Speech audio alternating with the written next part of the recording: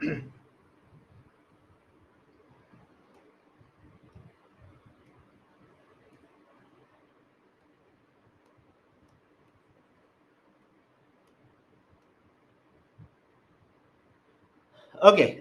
good evening, everyone.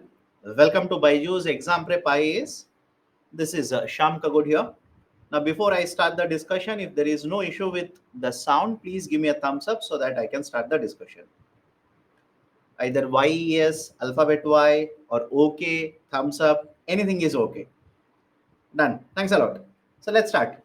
So, welcome to the webinar dated 7th of December 2023. This is a webinar wherein we are going to discuss the current affairs topics, very recent current affairs topics, both important for the prelims as well as mains. Some very important for mains, and most of them are important for prelims. I will have a mix of both of them. Now, before I start the discussion, two very important announcements. The first one is regarding your PTS, right? The Preliminary Test Series 2024. The Preliminary Test Series 2024 is going to start from the 24th of December 2023. Please note down 24th of December 2023. Don't buy heart, right? Basically, it's a information. So 24th of December 2023, we are going to start. There'll be totally 30 tests. That is from 24th Sunday. Every week there will be one test, and after couple of months there'll be two tests. One will be a full length plus one will be the CSAT. The last eight weeks will be the full length test as per UPSC pattern plus the CSAT paper. So total number of tests are 30 divided into 11 subjective, that is a sectional test, 11 GS test, and 8 will be CSAT. 8 will be CSAT. Okay, so this is the information. Now, where can you appear for the test? Anywhere near, if you have the Byju's Exam Prep IAS Center, you can go offline, attend the test there, or else, right, sir, I'm not in a city where the center is there. I'm there in a city where center is there, but I don't want to go to the center. It is very far away from my home. In that case, please don't worry. You can attempt the exam even online, right? So this is the information. First, very important announcement I wanted to make. Second one, I'm pretty sure all of you might be knowing now. From this month, that is starting December, we have changed the pattern of webinars. Unlike earlier, we will have 8 webinars. That is same, but these 8 webinars will be subjective webinars. That is on Tuesday, I believe all of you have attended the international relations webinar. And Thursday, we have the economics webinar, that is Indian economy webinar. There'll be one webinar on polity, one webinar on, let's say, science and technology, one webinar on geography plus environment and ecology, so on and so forth. So the schedule already has been shared with you. Going forward, the same pattern will continue. This has been done only to provide benefit to you. Please attend all these webinars. So with these two announcements, let me start the discussion. The topics that we'll be covering for today's webinar, this is the list. This is a list. All of them are there in the current affairs. Nothing is static. All of them are there in the current affairs. So let's start. Okay, now first topic. SEBI proposes easing trading plans for company insiders. SEBI proposes easing trading plans for company insiders. Now, what is the article all about? Point number one, please understand, SEBI is the regulator of stock market. I'm pretty sure all of you heard of stock market, Bombay Stock Exchange, National Stock Exchange. So there is a regulator in India, that is the Securities Exchange Board of India. Now there is one concern. There is generally one concern apart from many other concerns regarding the stock market. That is the concept of insider trading. There is this concept of insider trading. Now, what do you mean by insider trading? Why it is a concern? Let's try and understand. Imagine I'm one of the members who is present in the board of directors of a company. Let's assume this is a company which is a listed company. Listed company means what? The shares of the company are available in the stock market. I'll take a very simple example to make you understand. Let's assume Infosys company or Adani company, etc. Anybody, any of these listed companies. I'm one of the members, I'm there in the board, which means I'm a person who can get access to certain very important sensitive information of the company. All of you okay with this? I'm at a particular level, particular position where I can get access to very sensitive information of the company. Even such information which is not at public but might be made public in the future. For example, let's say hypothetically, the company has made huge amount of profits. This information is not yet disclosed to the public, but I know this information.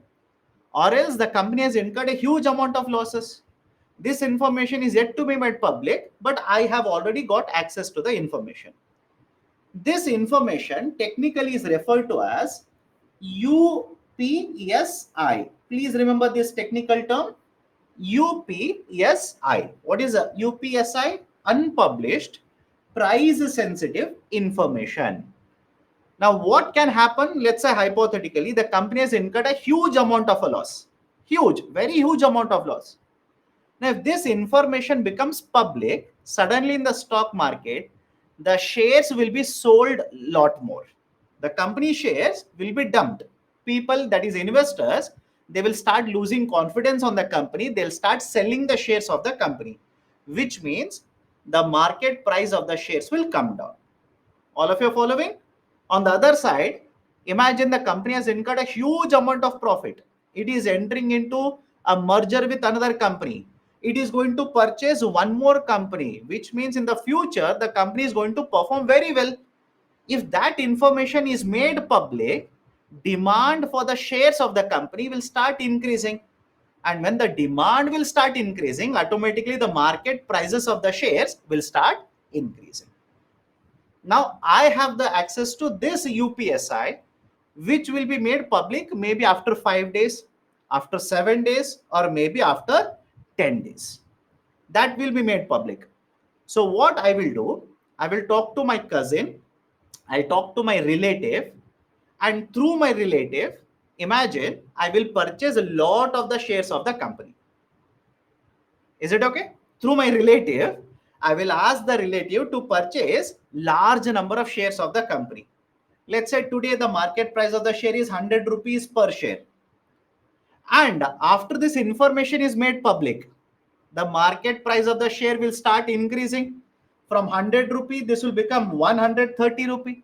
From 130 rupee, it might become 140 rupees. And then I will tell my relative to sell the shares of the company. So now please let me know, is it okay if I say, because of this sensitive information, I purchased the share at 100, I sold the share at 40 rupees within a short period of time by making a profit of 40 rupees? Yes or no? By making a profit of 40 rupees. Can the vice versa also happen? Of course, yes. Imagine I own lot of these shares of the company. Company has incurred a loss, huge amount of loss. And before this information becomes public, I will sell all the shares of the company at 100 rupees. And after the loss making news is absorbed by the market price of the share might fall down to 70 rupees. So even before market could react to the information, I have conducted my trade. And how is this possible? It is possible because I'm an insider. I have certain information which is price sensitive, which is not available to the public. This is technically called as insider trading. All of you okay with this idea? This is technically referred to as insider trading. Now you tell me, should this be allowed? Should this be allowed to continue like this? Should SEBI allow insider trading to happen? No, it should not be allowed. Because if insider trading is legal, it is not, by the way. If insider trading is legal, then you as an investor, if you are not aware of this information, there is no clarity in the market. You do not have clarity, but somebody else will make profit, will protect themselves from their losses. So this problem of insider trading, right, is there in the market. Now what we have done in order to overcome this, in 2015, please remember the name of the committee. There was a committee recommendation given to SEBI. Justice N.K. Sodhi Committee. Justice N.K. Sodhi Committee. And this committee recommended certain norms or gave recommendations as to how do you overcome the issue of insider trading. If certain people are aware of the information, that is UPSI, how do we control the issue of insider trading from these people? And that is the precise reason SEBI introduced a plan or a framework for promotion of or regulating the trading by the insiders in 2015. Now, what was this plan? What was this framework? Imagine I'm one of the board members. I have access to this UPSI. Now, what I have to do under this new framework in 2015 was, for the next 18 months, I repeat it, remember this carefully. For the next 18 months, I will give a plan how much shares I will sell or how many shares I will purchase. Is it okay? I'll repeat it again. What is this framework? For the next 18 months, let's say hypothetically January 2016. In January 2016, I am approaching you, you're the regulator. I am going to tell you in the next 18 months how many shares I will purchase, how many shares of the company I will sell. But please understand, although the plan or the framework was applicable for 18 months, since I've deposited, I've given the plan in the January 2016, for the next 6 months, I will not be allowed to conduct any trade. Out of these 18 months, once I submit the plan, for the 6 months, I will not be allowed to conduct any trade. That is called as cooling off. Is it okay? It is called as cooling off period. For 6 months, I cannot conduct any trade. And for the next 12 months, whatever promise I've given to you, whatever proposal I've given to you of, let's say, selling the shares and buying the shares, I will have to follow that. Is it okay? All of you okay with this? I'll repeat it again. Please understand the concept here. 18-month plan, right? I have submitted the plan to you in January 2016. For next 18 months, I've submitted the plan. Out of these 18 months, for the first 6 months, I will not do anything. This is called as cooling off. For 6 months, I cannot conduct any trade. For the next 12 months, that is 6 plus 12 months, whatever proposal is there in this plan, I will have to implement. I will have to either purchase as per the plan or I'll have to sell as per the plan I've submitted to you. All of you okay with this? This was the framework that was implemented. Right? This was the framework that was implemented by SEBI for all the people, insiders who have access to unpublished price sensitive information. But now SEBI says this plan is not very famous. Although this is basically taking care of insider trading, this plan is not very famous. Why? Just think of it. I have submitted a plan to you. Your SEBI, I've submitted a plan. And in the plan, I said, I will purchase the shares. In the plan, I said, I will purchase the shares in the next 12 months. That is, after 6 months cooling period, next 12 months, I said, I'll purchase the shares. But what if, because of the market events, the market price of the shares have gone up? The market price of the shares have gone up by a large percentage. Can I stop buying the shares? Can I not implement the plan? There was no option. If the prices of the shares keep on going up, there was no option for me. I will have to keep on purchasing because I have submitted the plan to SEBI. Is it okay? Right? So I hope you understand. Though there was a plan to address the issue of insider trading by very important personnel who will have access to sensitive information, most of the times, because of this plan, I might incur losses. I might be at a disadvantage because I cannot stay away from the plan. I will have to either sell or buy, right? Because I've given the plan to you. That is the reason SEBI says this is very, very difficult for the people to implement. They might incur losses. Or else, I'll give you one more example. I've submitted a plan in the month of January 2016. Let's say I've submitted a plan in the month of January 2016. So can I say for the next 6 months, there is a cooling off period? For the next 6 months, I cannot do anything. But what if I'm falling short of money? I want to sell the shares, but because there is a cooling off period of 6 months, I can't do anything. Don't you think that's a disadvantage for me? Despite having the shares, I cannot sell them because there is a cooling off period of 6 months. So there were certain concerns which were raised by the insiders regarding the issue of the framework, 18-month framework. And that is the reason now SEBI says we will make certain changes. We will make certain changes, right? Again, this is a proposal. Once it is implemented, you will get to know, don't worry, right? SEBI has said we will make certain changes. What are the changes? One, we will reduce the cooling off period from 6 months to 4 months. Please have a look at it. Right, we will reduce the cooling off period from 6 months to 4 months. Right, from 6 months, we'll reduce it to 4 months. That is the first point. Second point, there is a term called as blackout period. There is something called as blackout period. What do you mean by blackout period? Let's say hypothetically, please think of it. Just understand the logic behind it. In the month of January 2016, I've given the plan, okay, which will be applicable for 6 months cooling off period plus the 12 months where the trades will be conducted, either buying or selling. The plan is given to you. Now, don't you think of this, just think of it. Don't you think in the month of, let's say, October, certain sensitive information will come to me, and because I'm having access to this sensitive information regarding, let's say, certain financial announcement of the company, I can implement my trading plan within this particular 18-month plan that I've given to you?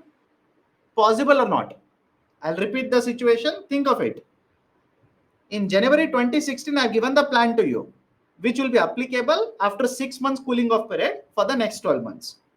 But in the month of October 2016, or let's say in the month of April or March 2017, some of you might be thinking, sir, why are you taking March and April? Tell me, don't you think the financials of the company will be made public after the month of April or not? A company, a public traded company, don't you think they'll come out with the financials of the company after the end of the financial year? Which means in the month of April, let's say the company has earned huge amount of profit. In next 20 days, you're going to announce it. You already have got access to that information, and that perfectly fits into your trading plan, right? So don't you think that will again become insider trading, right? Because you have access to UPSI, which is yet to be made public, and you have told, right, from July 2016 to July 2017, that is the 12-month period where you are allowed to trade. So that might again become insider trading. So there is one more term called as a blackout period. Blackout period means certain number of days where you will not be allowed to conduct any trades. Is it okay? I'll repeat the statement. Blackout period means it is a time period for which, even though it might fall within 12-month period, for which duration you will not be allowed to conduct any trades. Right? So that is also the concept of blackout period. Now this SEBI regulation now says we will eliminate the blackout period. We'll simply remove the blackout period. Okay. And third one is lenient price limits. What do you mean by lenient price limits? Until now, imagine you said, right, July 2016 to July 2017, I will sell or I'll buy shares. But at what price? Should you be allowed to purchase at a higher price, lower price? There was no pricing parameter. Now pricing limits have been decided.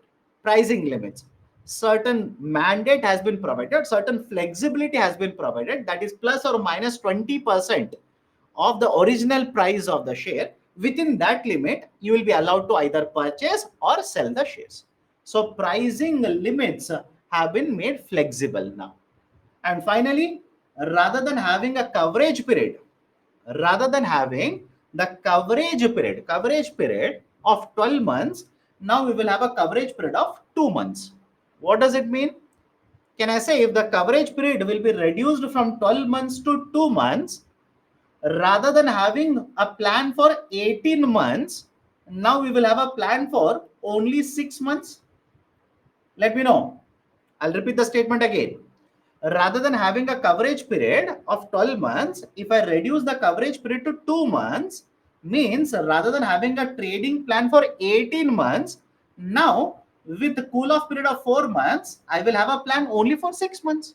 That is a much more better planning of half a year rather than having a plan for 1.5 years.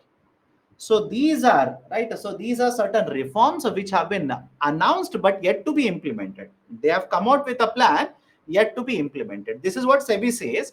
It will make it easier for the insiders to conduct trades, because earlier, right, the cooling off period was 6 months. But what if I want to sell within, let's say, 4 months or within 5 months? That was not possible earlier. So that is the precise reason certain changes have been made by or announced by SEBI yet to be implemented. I'll repeat the points again. Please listen to me carefully.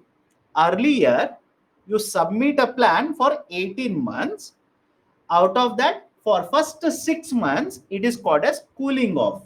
You cannot do anything in the first 6 months. Next 12 months, either you will sell or you will purchase. Now, rather than 6 months, I want to reduce the cooling off to 4 months. Rather than having 12 months, I want to reduce it to 2 months. That is point number 2. Third point, certain dates, a certain time period was mentioned wherein you are not allowed to conduct a trade even though it was part of your 12-month time period. Why? Because the company might finish the financial year, then they might come out with the data for the financial year, and you might still conduct insider trading because of it. That was called as a blackout period. Now SEBI says we want to eliminate blackout period. And the fourth point, basically price limits. Earlier, if you had told that in the next 12 months I will purchase, then whatever the price was there, you will have to purchase. You said I will sell in 12 months. So whatever was the price in the next 12 months, you will have to sell the shares. Now certain pricing limits have been decided. Certain flexibility has been given to you. If the price variation is plus 20% or minus 20%, only in such cases you are allowed to conduct trades. If it is beyond that, you cannot conduct trade. That is the basic argument for for the insiders, which has been announced by the SEBI now. Okay, so these are the 4 very important provisions. Please remember. Okay, now based on this, an MCQ, consider the following statements. Consider the following statements. Insider trading is regulated by SEBI. Statement is correct. Straightforward. Straightforward. It's a factual information question. Insider trading is regulated by SEBI. SEBI stands for Securities Exchange Board of India. Many of you are asking what is SEBI? SEBI is a regulator of stock market. Right. So statement 1 is correct. Justice N.K. Sodhi committee has recommended SEBI on insider trading. Yes, right. That is also correct. Currently, the cool off period is for 6 months. Currently, the cool off period is for 6 months. Yes. Proposal is that we want to reduce it to 4 months, but even today it is 6 months. Whatever I've told you is a proposal yet to be implemented. Right. So all the 3 statements are correct. Right option for the question will be option C. That is all the 3. Okay. These are certain important provisions. Please be very careful.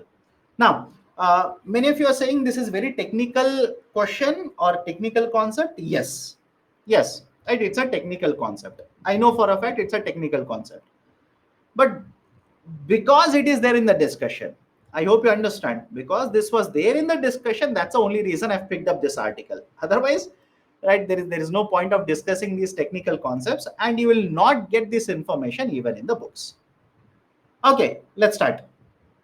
Second article, India and Taiwan to sign Labor Mobility Pact. Labor Mobility Pact. Before that, if anybody has a doubt, please do let me know. If anybody has a doubt regarding what I've discussed. So start a poll. Okay, I'll start a poll. No issues. Is insider trading illegal? Of course, yes. Insider trading is illegal. What is the duration of a blackout period? From one time period to another time period, it will change. I'll tell you why. Generally, when the company is supposed to come out with the financials, I repeat, whenever the company is supposed to come out with the financials, let's say you are going to announce the financials on the 20th of this month. From that day, prior to that 20 days, you are not allowed to conduct any transaction. So from one time period to another time period, it will keep on changing. Okay. Repeat point number 4. Point number 4, basically the time period. Earlier, the time period for conducting trades, the plan was for 18 months. The first 6 months was called as a cooling off period. Next 12 months was the time period when the trades were actually conducted. That is basically, this is the coverage period. The 12-month was called as coverage period. Now we want to reduce the cooling off period. We want to reduce the cooling off period to 4 months. We want to reduce the coverage period to 2 months, so that the plan will be applicable only for 6 months. Okay, then even now you can give information to an outsider. Please understand, whenever SEBI has come out with these kind of guidelines, if I'm a director of a particular company, if I'm a board of director, not only me, but even my immediate relatives will also be covered under the insider trading. I hope you understand. I will not disclose only my information. Whoever is my immediate relative, they will also come under this coverage, right? Not just the person who is working in a company, even their immediate relatives will also be covered under this. That is a concept of insider trading. And even then, even after these many regulations, also there have been many instances where people will be held under insider trading. It's not that I cannot have right. Let's say the friendship with somebody else who is not my relative. Can I pass on the information? Of course, yes, you can pass on the information. But there have been many instances where people have been caught, people have been penalized for it. People have been barred from entering into the stock market, right? Actions have been taken against them, etc. etc. Many instances have taken place. Okay, done. Next one. Okay, those who are saying audio problem, please hit fix audio button. There's a button called as fix audio button. Please hit that, or else please hit the refresh button. Okay, done. Okay, second article, India and Taiwan to sign labor mobility pact. Now, very small topic. Even in Hindu, it was not covered. Many other newspaper articles were covered under this. The reason why I've taken this article of labor mobility pact is very recently, I'm pretty sure all of you know about what is happening between Israel and Palestine. Correct? Israel and Palestine, or Israel versus right, or Israel attack on this, etc. I'll not enter into the IR there, but one of the outcomes of that particular conflict in that region is that Israel has asked if India can send certain workers under the concept of labor mobility pact. Israel has requested, can India send certain labor, or they want to source labor from India under labor mobility pact. That is one reason why I've taken. Second reason, very recently, India and Italy have signed a labor mobility pact. India and Taiwan are negotiating a labor mobility pact. India and Australia, please remember this, India and Australia have signed a labor mobility pact. Now, what is this concept of a labor mobility pact? Points are very simple here. Point number 1, India has a huge population. All of you will agree? Anybody in the classroom who's going to contest and argue against the point that India's population is very, very high? India has the largest population in the world now. Point number 1. Point number 2, when you have largest population or a huge population, automatically there will be a huge demand for labor generation. Correct? From one year to next year, more and more people will start searching for jobs. And the fact is that we are creating jobs, no doubt, we are creating jobs, but the number of jobs we are creating is not sufficient to the number of people who are searching for jobs in India. As per economic survey, I'll quote you certain facts here. As per economic survey, from 1 year to next year, around 10 million people start searching for jobs in India. Around 10 million people will join labor force, that is start searching for the jobs. But on the other side, the number of jobs we are creating are lower, not equal to or not sufficient to meet the demand for the jobs in India. So there is a problem in the sense we need to ensure that this population will get jobs. And these jobs which we are creating in India are not sufficient. Demand is very high, supply is lesser. Point number two, there are many other countries around the world. There are many other countries around the world which are facing a issue of population. Exactly opposite to us. What do you mean by exactly opposite to us? Let me take one example. Take the example of Taiwan. Take the example of Taiwan. As per various reports that have been published, by 2025, by 2025, Taiwan is going to have more than 20% of the population. I repeat, more than 20% of the population, which is going to be a pensioner population. More than 20% of the population. They have used the term super aging society. Super aging society. What do you mean by super aging society? More than a fifth of the population in Taiwan will be, right, a aged population. That is, you cannot use this population in the labor market. Which means, point number one, please look at it. In India, we have a population which is searching for the jobs. We are not able to cater to the demand for jobs. Second, on the other side, there is one more country where, right, the unemployment rate is very low. I repeat, unemployment rate is very low.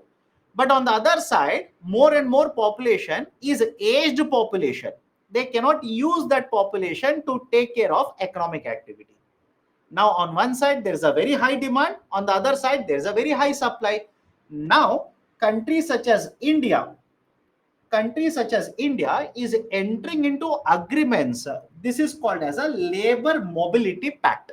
Labor mobility agreement. Labor mobility pact, wherein India will sign agreement and certain people from India who are searching for jobs, they will be, right, allowed to go to these countries and provide labor services there. For example, Taiwan, right, as per the articles, Taiwan says they want at least 100K. They want at least 100K or 100,000 people, 1 lakh people to work in Taiwan from India. From India, they want 100,000 people to shift to Taiwan, work in different industries. It could be manufacturing, it could be automobiles, it could be hospitals, etc. etc. This agreement is called as Labor Mobility Agreement or Labor Mobility Pact. Now, please tell me, all of you okay with the term or the terminology of Labor Mobility Pact? All of you okay with this? Now, what is the importance of it? Right, why there is basically a discussion regarding this? What is the advantage for me, that is India? These are certain things. First one, it is expected that because China assumes that Taiwan is part of China, and again more of international relations, but anyways, China claims ownership over Taiwan. It is assumed that if India enters into this labor mobility pact with Taiwan, the relationship between India and China might, right, go in a negative direction again. Right? It might simply disturb the stability that is there between India and China. And as such, if you have observed the news or reading newspapers, you know, right, there is an on and off relationship that is there between India and China. India will take certain, right, let's say measure, China will oppose it. China will announce something, India will say security issue. So again, there is on off relationship between or cold relation between India as well as China. China claims a dominance or let's say ownership of right, the Taiwan economy or Taiwan as a country. So if India enters into such an agreement, there might be again friction between India and China. That is first point. Second point. Second point. If people from India will go to, let's say, Australia, because we have signed agreement with Australia now. If they will go to, let's say, Italy, they will go to any other country. And in fact, please remember this: India has signed such an agreement with more than 10 countries already. It is nothing new, but it is there in the current affairs. I've taken it up. India already has signed such agreement with more than 10 countries, which means if India's population, certain number of workers will go to these countries, they will earn money there, they will send the remittances back to India. So can I say one of the positive aspect of this will be dollars will start flowing into India, correct? Dollars will start coming into India. Forex reserves will start flowing into India. Remittances will come to India. That is right one advantage. And as such, please remember this: as per World Bank report, India receives the highest amount of inward remittances. Is it okay? I'll repeat the statement. India receives the highest amount of inward remittances. India is already receiving the highest, followed by China. So the remittances will start flowing in. That is good for India. Dollars will come. And those are asking, what do you mean by remittances? Remittances is nothing but money that is flowing into India because of the population, because of the people, Indian people who have started working outside India, right? People, that is, let's say, software engineer will go to USA for 6 months. After working for 6 months, don't you think they will bring dollars into India, right? People from India, let's say a state such as Kerala or a state from Karnataka, etc., they will go to Middle East. They will work there. They will send certain amount of money to their relatives, that is family, spouse, children, etc. That is remittances. So we receive lot of the remittances, and with these kind of agreements, remittances will further increase. That's the second point. Third very important point: because we have so much of population which is searching for jobs, one way to ensure that some of the people will get the jobs is by India entering into more and more mobility pacts. If India enters into these pacts with, let's say, Australia, Italy, etc., don't you think we can easily move to these countries and get jobs there? That is an advantage for us.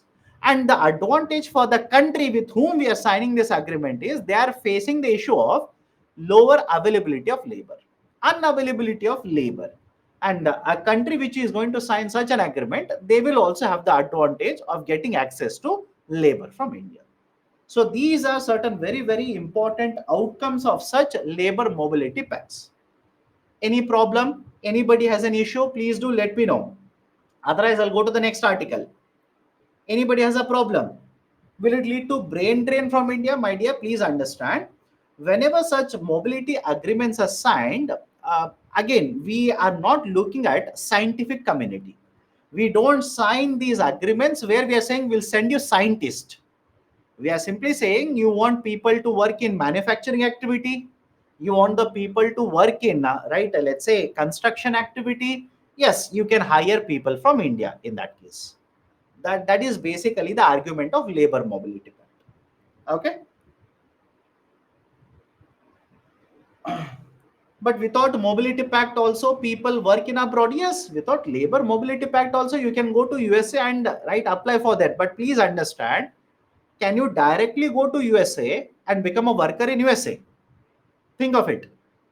Your company has to send an right, let's say, has to send certain information there. Government of USA has to accept it.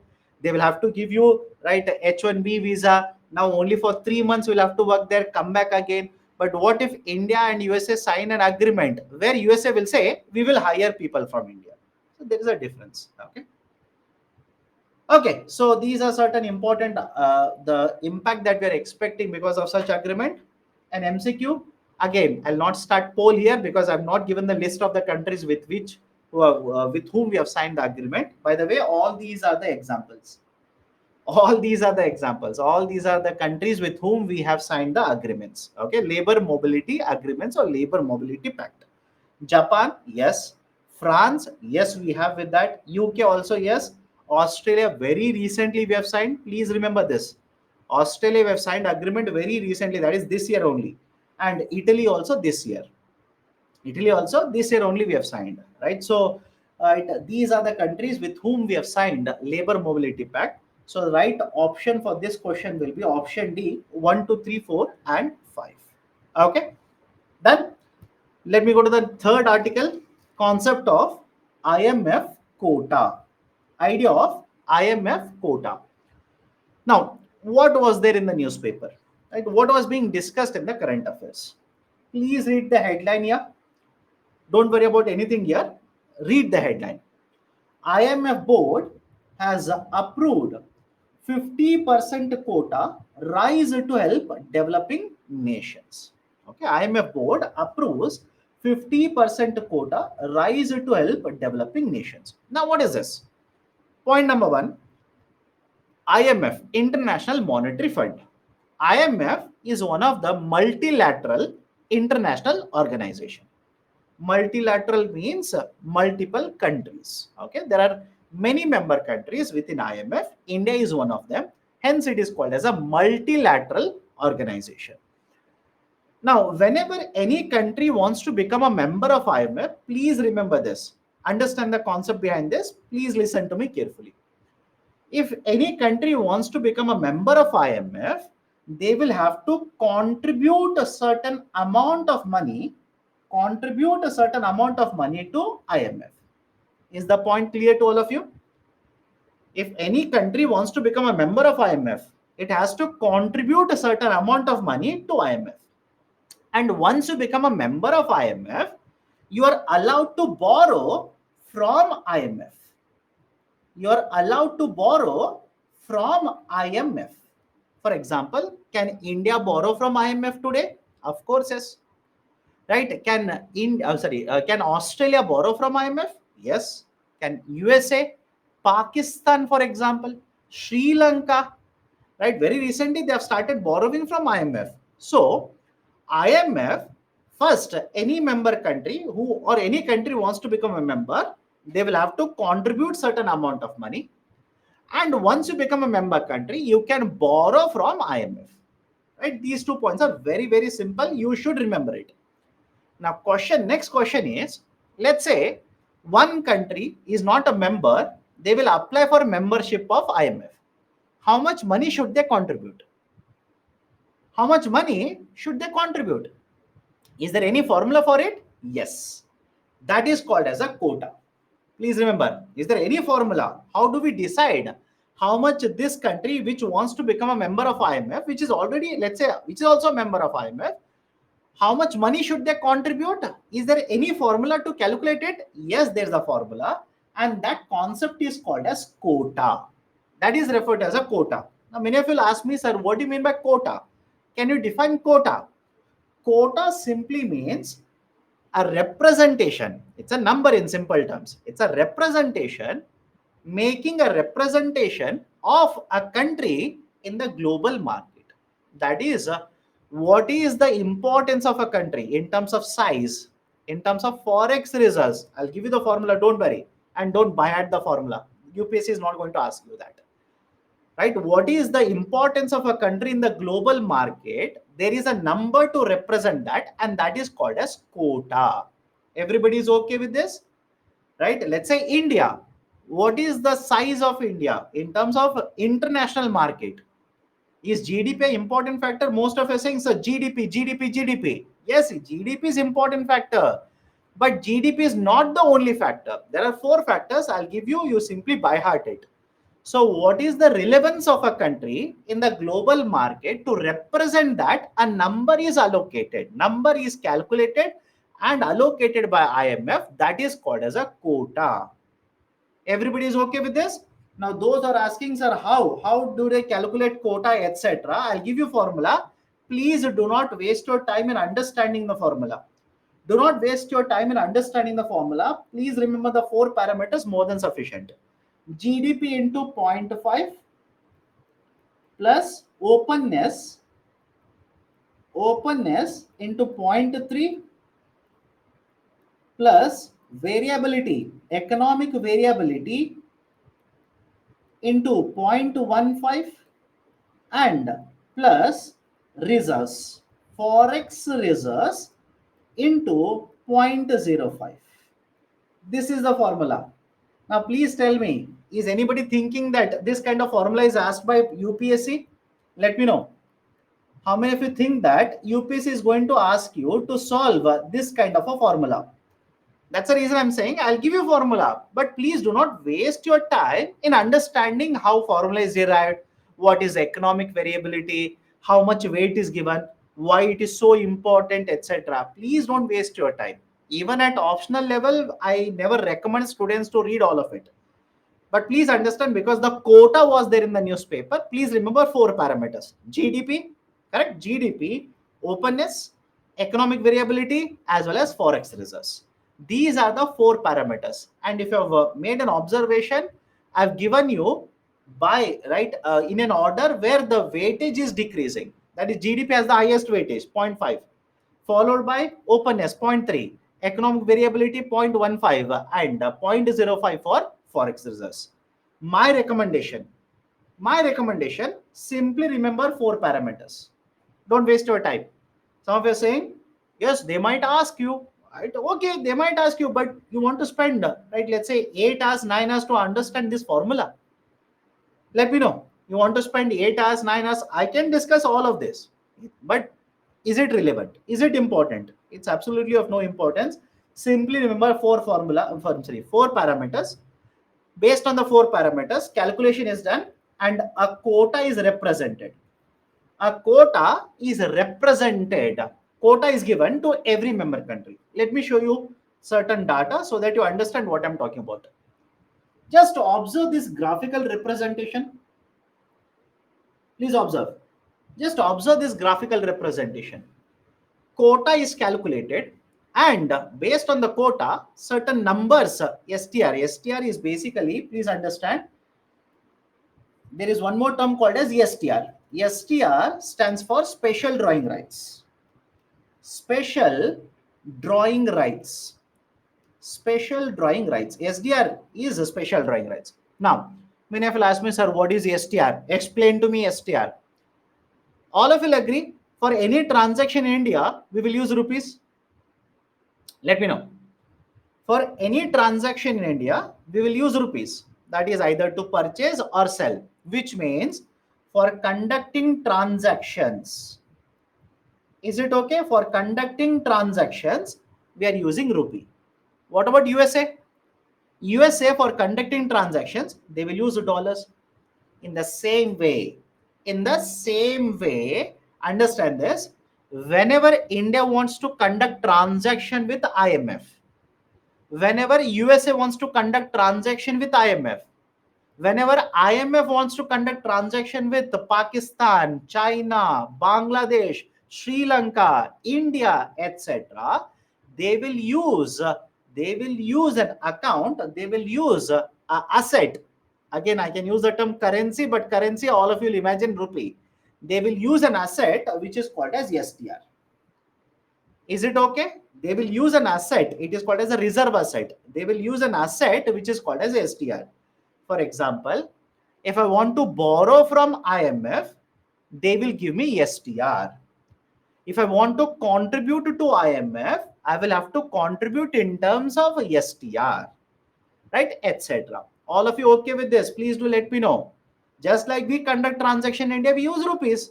In the same way, if you want to conduct transactions with the IMF, they have their own asset, which is called as STR. Now, many of you will ask me, sir, how do you determine the value of STR?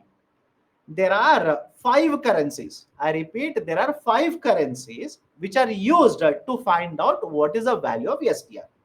We have dollar, we have pound, we have yen, we have yuan, and euro. Is it okay? I'll repeat it again. How do you determine what is the value of one STR? There are 5 currencies which are used by IMF to calculate what is the value of 1 unit of STR.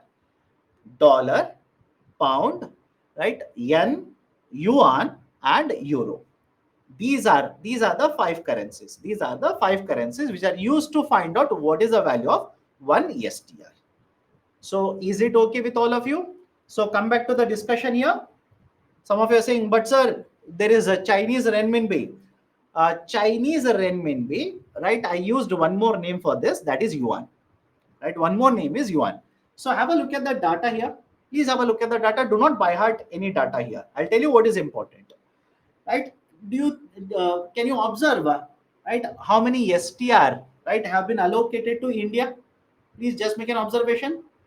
How many STRs have been allocated to India? Around 13,000 million STRs. Around 13,000 million STRs.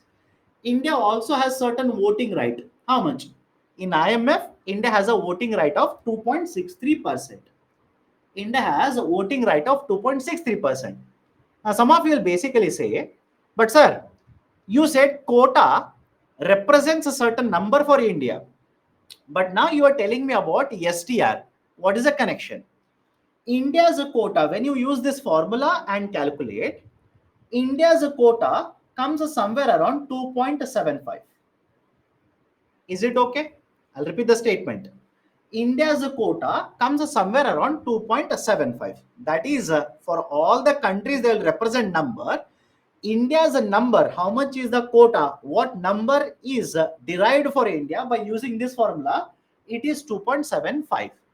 And this quota will determine how much will be STRs issued for India, how much borrowings can government of India do, how much will be the contribution India has to make to IMF, and right, and if sorry, if voting is done, what will be the voting weightage for India? Is it okay? I'll repeat it again. Please understand this. The quota number will determine how much will be India's contribution to IMF. Point number one. And the same is applicable to all the other member countries. Point number two, quota will determine how much can India borrow from IMF. Quota will determine how much will be India's voting right. And quota will also determine how many STRs, how many units of STRs will be issued by IMF to its member countries. This is the importance of quota. Now imagine India's quota will be increased from hypothetically from 2.75, let's say, to 4. Just think of it. If it is increased from 2.75 to 4, can I say automatically how much India can borrow from IMF? There is more leeway for India. Please think of it and do let me know. How much India can borrow, there is more freedom for India. That is, it can borrow higher amount of money. Second, will India's voting right also increase? Yes. If quota is increased, will India contribute more to IMF now? Of course, yes. And please think of it. I'll add one more point here. Whenever IMF wants to lend, to the member countries, from where does the IMF get money? From where does IMF get the money? IMF would have collected money in the form of quota from member countries. IMF would have collected quota, right, from member countries. And IMF is also allowed to borrow. It is also allowed to borrow from the member countries. Borrow from member countries. There are different types of borrowings. For example, there is a concept called as bilateral borrowing arrangement, multilateral borrowing arrangement. So that is under different types of arrangements, IMF is allowed to borrow from member countries. Now, please tell me, think of it, slightly technical, but once you understand, it is very easy for you. The amount of money IMF wants to lend will not change. IMF will be able to collect more by increasing quota, which means the reliance of IMF on borrowings from member countries will come down. Correct or not? I'll repeat the statement. How much money IMF wants to lend, it is somewhere around 1 trillion. They will not change it. They will keep it the same. They will increase quota, which means they will be able to collect more contributions from member countries. Automatically means IMF's reliance on borrowing from member countries will come down. This can be asked by UPSC. Please be very, very careful. Please be very careful.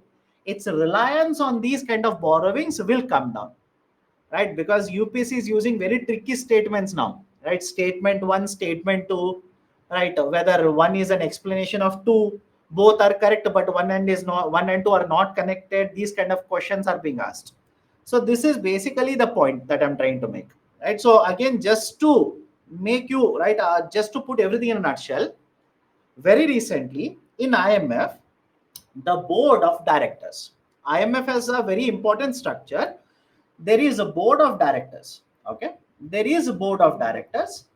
The board of directors have approved that quota for the member countries will be increased. Quota of member countries will be increased, which means India's quota will increase, US's quota will increase. But please understand, board of directors is not the highest decision making authority. I repeat, in IMF, if board of directors have announced it, it's not a final decision. It is not going to be implemented automatically. Why? In IMF, there is one more authority, board of governors. The board of governors, right, is the highest decision making authority. And in this month, I repeat, in this month, we are expecting that the decision of board of directors will be approved by the board of governors. And if it is approved by the board of governors, then the rise in the quota will be implemented. And once quota will be increased, or the increased quota will become applicable, India has to contribute more money to IMF, because the formula, according to formula, quota will start increasing. Then you will have to contribute more money, and based on the quota, again there is one more formula. I don't want to complicate it. Simply remember this: based on the quota, how many votes you have will be decided. So if your quota will be increased, the votes will also be increased. I hope you understand. It's basic connection. Votes will be increased. If quota will be increased, how much you are able to borrow from IMF, now you'll have more freedom now. Right? That is a basic connection. That's a basic connection. Okay? Done? So based on this, I've given a question here. Do they increase quota every year? No. Generally, the practice is once every 5 years. Again, it's a practice. Once every 5 years, the quota reviews are done. Is it okay? I'll repeat the statement. Once every 5 years, the quota reviews are done. Quota review is done, and 2023 it is happening now. Okay. Now solve this question. Solve this question.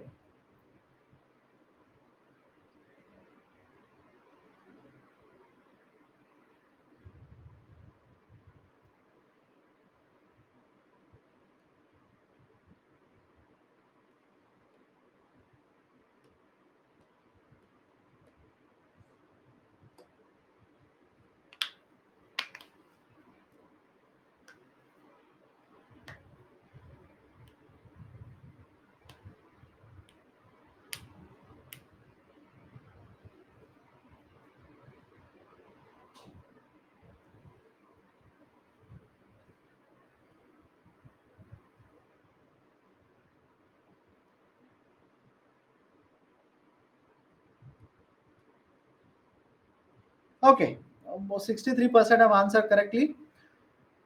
Consider the following statements. Executive board is the highest decision making body under IMF. Wrong. It is not executive board, it is a board of governors. Okay.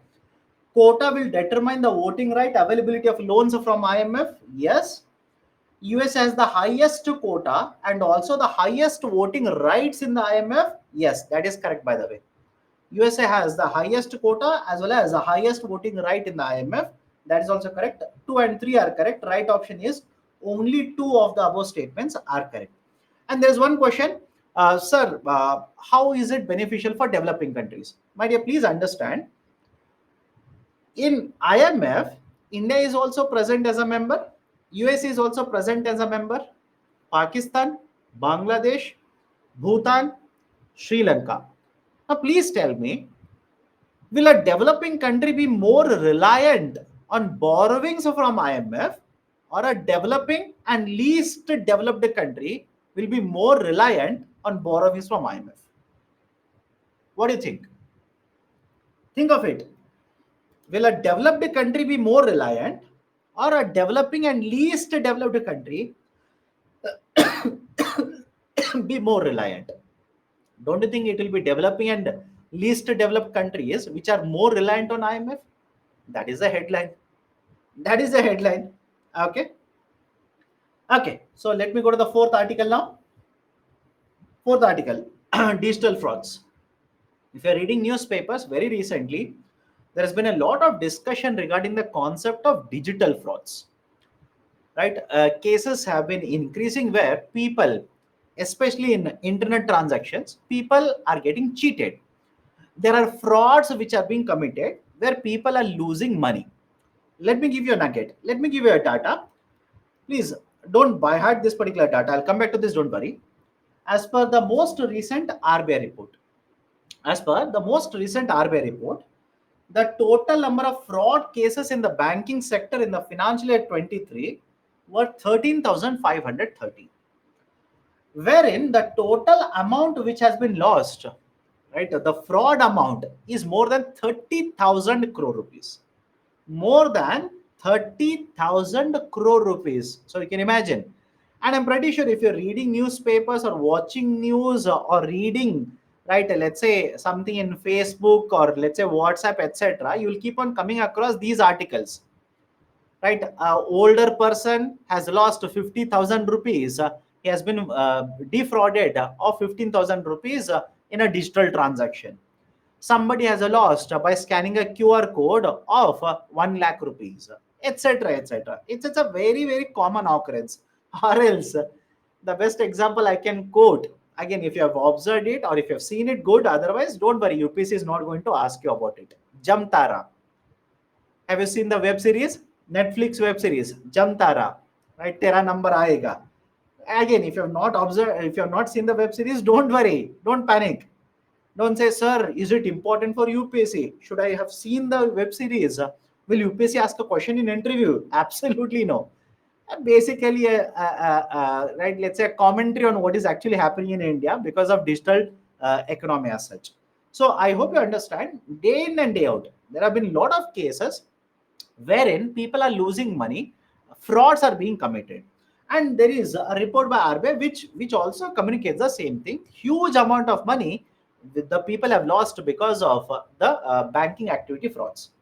Of these cases, of more than 13,000 cases, around 49% of the cases, that is more than 6,600 cases, are those where either the fraud has been committed which is associated to a debit card, or where internet transaction, that is digital transactions, has been used to commit a fraud. So very recently there has been a lot of discussion, right? Even Government of India, if you are observing very carefully in Hindu newspaper, this article appeared couple of days ago, hardly couple of days ago. In Hindu newspaper, this article appeared wherein Government of India has announced that 70 lakh mobile numbers, 70 lakh mobile numbers, right, basically have been suspended by Government of India. Why? Government of India says, right, these are the numbers which we feel are involved in these kind of fraud activities. That's the reason they have suspended it. Now, what is happening? What should be done? Has Government of India done anything regarding this?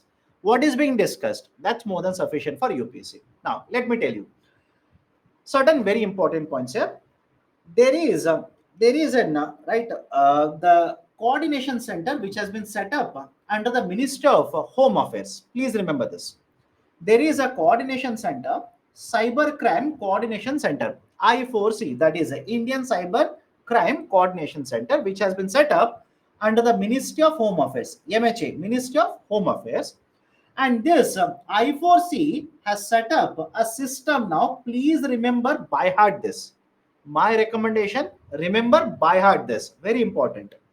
CFCF RMS, that is a Citizen Financial Cyber Fraud Reporting and Management System. I'll repeat it again. 2018, under the Ministry of Home Affairs, there is a center which has been set up by Government of India, I4C, Indian Cybercrime Coordination Center. And under I4C, or I4C has started a new system, reporting and managing system, which is technically referred as CFCFRMS. My advice to you, by heart it. That is a Citizen Financial Cyber Fraud Reporting and Management System. In fact, there is a mobile number, I'm sorry, there is a toll-free number also for this. You can either use the toll-free number, or you can go to cybercrime.gov.in and file a report regarding any cybercrime, not just financial crime, any cybercrime you can report on it. Now, what does the Government of India say? Very recently, Government of India has stated that there are more than 800 financial institutions in India. There are more than 800 financial institutes, more than 800, such as banks. It could be a scheduled commercial bank. It could be an RRB. It could be, right, investment bank. It could be, again, insurance companies, etc. There are more than 800 financial institutions. But Government of India says out of 800 plus financial institutions, right, only around 259 have been registered with CFCFRMS. Is it okay? I'll repeat it again. Right, more than 800 are present in India, but out of that, only 259 have been registered under I4C, and they are submitting any kind of a cyber crime, financial cyber crime, on this CFCFRMS. Now, don't you think one way to counter this issue of digital frauds is that by ensuring all these financial institutions are part of I4C? Let me know. One of the ways to counter this is to ensure that all these 800 plus financial institutions will become part of CFCF RMS, or else I4C. That has been advised by Government of India already. Right? Government of India has already told all the financial institutions must come under I4C now. They should be registered with I4C. That is, in simple terms, once you are under I4C, that is, you're registered with I4C, any kind of a cyber crime, again focused on financial cyber crime, you will report this cyber crime to CFCF RMS. And many of you will simply ask me, if I'm going to report, what is going to happen?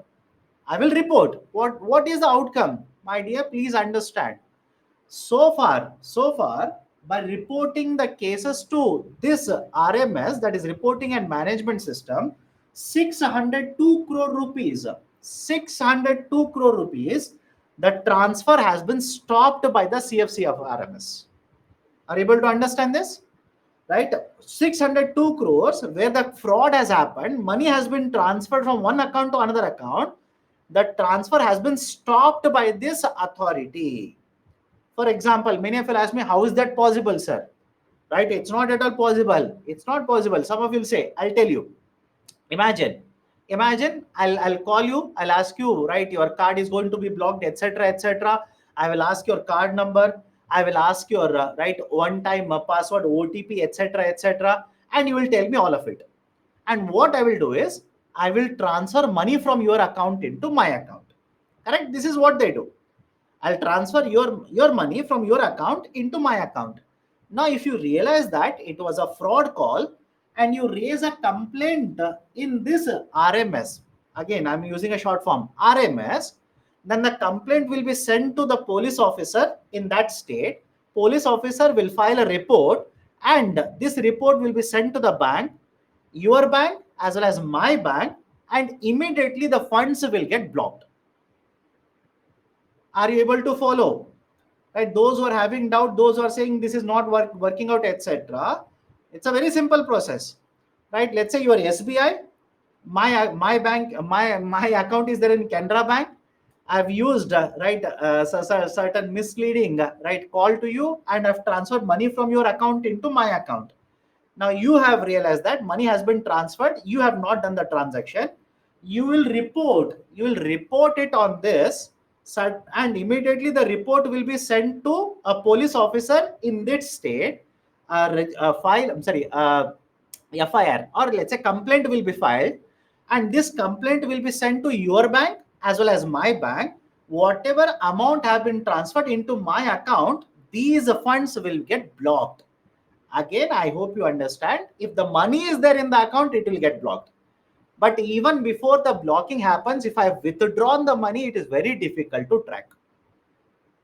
I hope you understand. It is very difficult to track, right? That's the reason. Whenever this kind of fraud will happen, immediately you should file the complaint. Immediately you should go to this system, file a complaint. The funds will get blocked. Is it okay? Done? Right? So this is how the CFCF RMS is functioning. And right, have a look at this. Whenever you want to file a complaint, these are the documents which are required. Don't buy it. I don't think so. UPSC will ask. Right? These are the documents which are required. File a complaint. That's it. Now, what has been recommended? This is more important for UPSC for you. This is more important. Don't remember this list of the document. UPSC will not ask you. This is more important. What has been recommended by Government of India? What has been implemented so far? Point number one. Now there is a proposal yet to be implemented. There is a proposal that whenever there is, right, let's say a UPI transaction between two new numbers. I'll repeat the statement. Whenever there is a transaction between two new numbers, that is from one mobile number to another mobile number, for the first time, if the transaction is done, now the proposal is that once the transaction is done, for the next 4 hours, the transactions will not be allowed. Is it okay? I'll repeat the statement. Let me know. It's a proposal. I've clearly written it, yet to be implemented. It's a proposal. Very recently, government has come out with this. Whenever there's a UPI transaction between two new numbers, first transaction, once it is done, after that, for next 4 hours, transaction will not be allowed between these two numbers. Why? Right? Before all the money will be withdrawn from your account, you can easily go file a complaint. So 4-hour window has been proposed. That's the first point. Yet to be implemented. Second point, Government of India started scanning these numbers, and any number that looks suspicious, Government of India is blocking these numbers. The latest example is 70 lakh mobile numbers have been blocked. Third one, whenever you create a new UPI account, whenever you create a new UPI account for the first 24 hours, maximum 5,000 rupees you can transfer. Is it okay? Whenever you're creating a new UPI account, for the first 24 hours, maximum you can transfer 5,000 rupees. And have you heard of one more mode of a digital transaction, NEFT? Have you heard of one more digital transaction, NEFT? National Electronic Fund Transfer. NEFT stands for National Electronic Fund Transfer. That is one more mode of a digital transaction. Whenever you have a NEFT, that is once your account gets activated, you can do NEFT. So in case of NEFT, in the first 24 hours, you can transfer maximum 50,000 rupees. Either you make multiple transaction or one transaction, doesn't matter. In the first 24 hours, right, you can transfer maximum 50,000 rupees.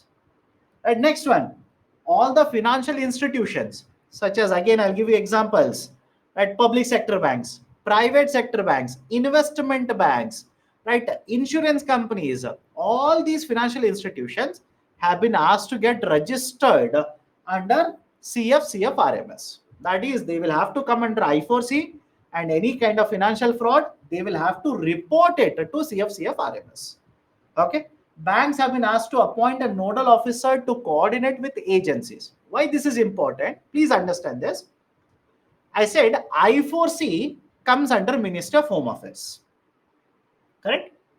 I4C comes under Minister of Home Affairs. That is, one is central government.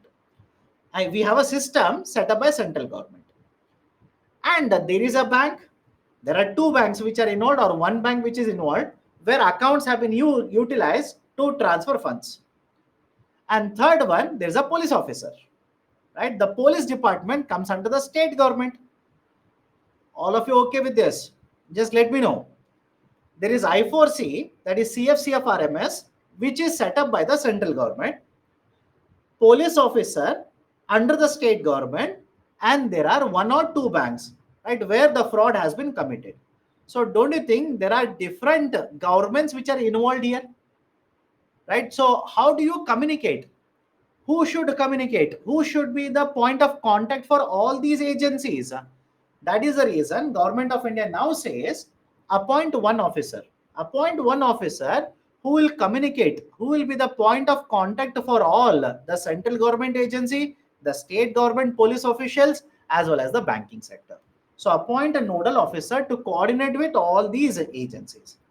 States have been asked to ensure data protection. This is also very important. I'll tell you why.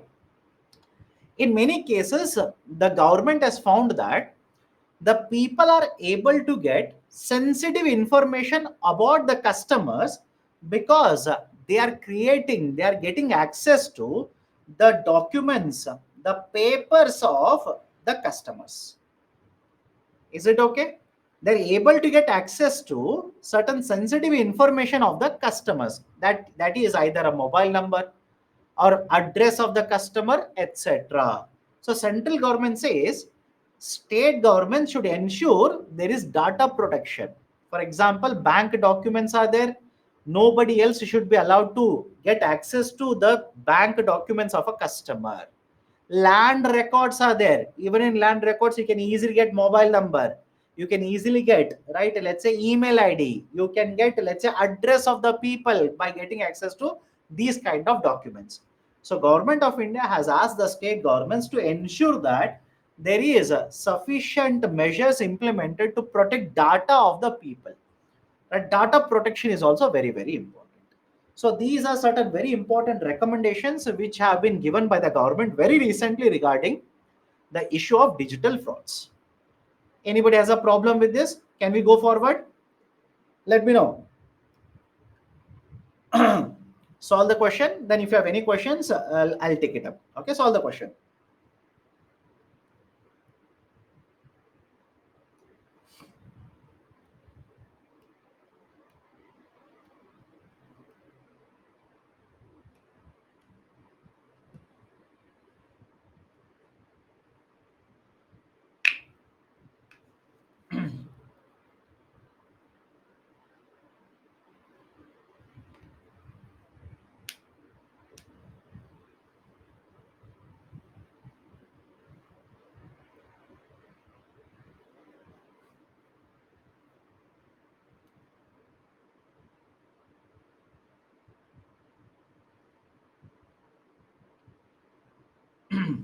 Okay, 46% have answered correctly.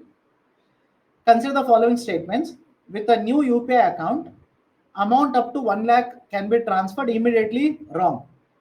Immediately you cannot transfer. For the first 24 hours, it is not allowed. And moreover, if you're using UPI account from one bank to another bank, the limits might change. One bank might give you a limit of 50K. One bank might give you a limit of, let's say, 75K. Another bank might give you a limit of 1 lakh. Right? So first statement is wrong. I4C functions under the Ministry of Home Affairs. Yes, established in 2018. Please remember this.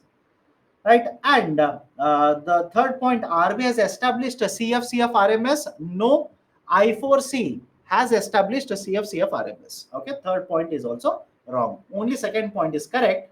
The option A is the right one. Okay. Okay, any questions? What is I4C? Right, it's not 14C, it is I4C. I4C is an organization which has been set up under the Ministry of Home Affairs. I told you in 2018, Ministry of Home Affairs has set up one organization. The name of the organization is India Cyber Crime Coordination Center. There are a lot of cyber crimes which are happening, financial as well as non-financial. Correct or not? In India, lot of cyber crimes are happening, financial as well as non-financial. So to counter these issues of cyber crime, we have set up one organization. The name of the organization is I4C. Okay, if you visit the website of I4C, they have clearly given all the information. If there is a financial cyber crime, what is the process you are supposed to follow? If it is non-financial cyber crime, what is the process you are supposed to follow? All of that information is available. Okay. Sir, how is fraud tracked immediately but can't track afterwards? The issue is that the CFCF again, I'll repeat the same example. If I've transferred funds from your account into my account and I've not withdrawn the money, then it can easily track, block the amount. Block the amount means, if imagine I've transferred 50,000 rupees from your account into my account, I will not be allowed to withdraw the money. The money gets blocked. And because there's a police complaint, they will investigate and they will realize that this was a digital fraud. Money will be reversed back, right? Sent back to your account. But what if I've already withdrawn the money? Because if you delay, if you take 1 day or 2 days, or after 1 week, if you file a complaint, I've already withdrawn money. In that case, how will they keep on tracking me? That is very difficult. Okay. If quota for member countries will increase, voting share will also increase and it will exceed 100%. Then to adjust voting share of some of the nations has to be reduced. Please understand, voting number will increase. I hope you understand. Number of votes will start increasing. Okay. And again, there's a formula. How votes are calculated. How votes are calculated for each of these member countries. There is a formula for that also. Okay.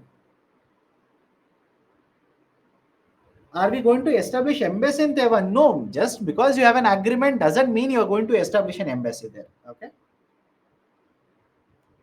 Quota doesn't directly define contribution but will help in determining it. Yes. Basically, quota, again, please understand, the quota using that number, each member country, how much contribution they will have to do, that calculation is done. Okay. Okay. The fifth article, RBI guidelines on unsecured loans. RBI guidelines on unsecured loans. Now, what is this? Concept is simple. Whenever a bank will provide a loan, okay, whenever the bank will provide a loan, the loan can be secured or unsecured. Very simple. The loan can be secured or unsecured. Now, what is a secured loan? I will take loan from a bank and provide collateral. I will provide security. Is it okay? I will provide collateral or I'll provide security. Such loans are called as secured loans. On the other side, if I take a loan and do not provide any security whatsoever, no collateral provided, that is called as unsecured loans. Can I give you one example? If I take a housing loan, I will keep the house itself as a security. House itself means I will provide the house documents to the bank. And if I don't provide, if I don't repay the loan, the bank will come, throw me out of my own home and take over the ownership of my home. All of you okay with this? Right? So I hope you understand this. Right? There is a secured loan. There is also unsecured loans. Now, what RBI says, please have a look at the data here. What RBI says is, in recent times, I'll come back to this, don't worry. In recent times, the unsecured loans, the growth rate in the unsecured loans is alarming. That is, overall lending has increased, no doubt. Overall lending by the bank has increased, but by how much percentage? By how much percentage the unsecured loans have increased? That is a concern for RBI. The reason being very simple here. If borrower will not repay the loan, if it is secured, certain recovery can be done by the bank. All of you okay with this? Certain recovery can be done by the bank. But if the loan is unsecured, in that case, the borrower doesn't repay the loan, then the recovery for the bank will be very, very low. It is very difficult to get the recovery. So when a bank is giving more loans under the unsecured segment, and many of you ask me, sir, any example of unsecured? Can I give you best example? Credit cards. Please tell me, those who have taken a credit card, have you provided any security to the bank when they gave you a credit card? Let me know. Right? When they gave you a credit card, did they collect any security from you? They said, please give me your vehicle documents. Right? Please give me your house documents. Please give me gold. Right? Like this. Absolutely no. So credit card loans, right? Student loans, that is education loans, etc. There's a large number of unsecured loans which are issued by the bank. Now, what is the argument of RBI? RBI says don't give so many loans, because if the borrower doesn't repay, you are going to suffer. And when the bank will suffer, it simply means customers, the bank customer deposits are at a very high risk, very, very high risk. So, what has RBI done then? What can RBI do? So, RBI, please understand, there's a concept of macro prudential norms. Macro prudential norms, and this idea of increasing risk weightage, I'll come to that. This idea of increasing risk weightage is nothing but the concept of macro prudential norms. So what RBI has done very recently, RBI has increased risk weights for these unsecured loans. I'll make you understand, just give me a minute. RBI has increased the risk weights for many of these unsecured loans. For example, for credit cards, risk weightage has been increased. Now, many of you will ask me, sir, what do you mean by the risk weight here? Whenever you talk about a banking sector, every bank, whichever is there in the lending activity like this, faces a risk which is called as a credit risk. It faces a risk which is called as credit risk. What do you mean by credit risk? Credit risk simply means a borrower might simply not repay the loan. The borrower, that is the person who has taken a loan, will default, will not repay the loan. That is called as a credit risk. Now, if the credit risk is increasing or it is higher, don't you think possibility of default will also start increasing? Risk taken by the bank, if it increases, and if the borrower doesn't repay, the losses for the banks will also be very, very high. In order to address this issue, what RBI has done is, there is a concept of risk weightage. There is this idea of a risk weightage. That is, I'll give a very simple example. Imagine there is a bank. On one side, it has given a loan of 100 rupee for a borrower, and the borrower has provided certain collateral. Collateral means security. Any asset which is given as a guarantee is called as a collateral. On the other side, another borrower has taken a loan of 100 and there is no collateral. Now, please tell me, can I have same kind of credit risk or risk weightage for both of these loans? Does it make sense to you? Think of it. Should we have same risk weightage, that is possibility of default, for both of these loans? No. Why?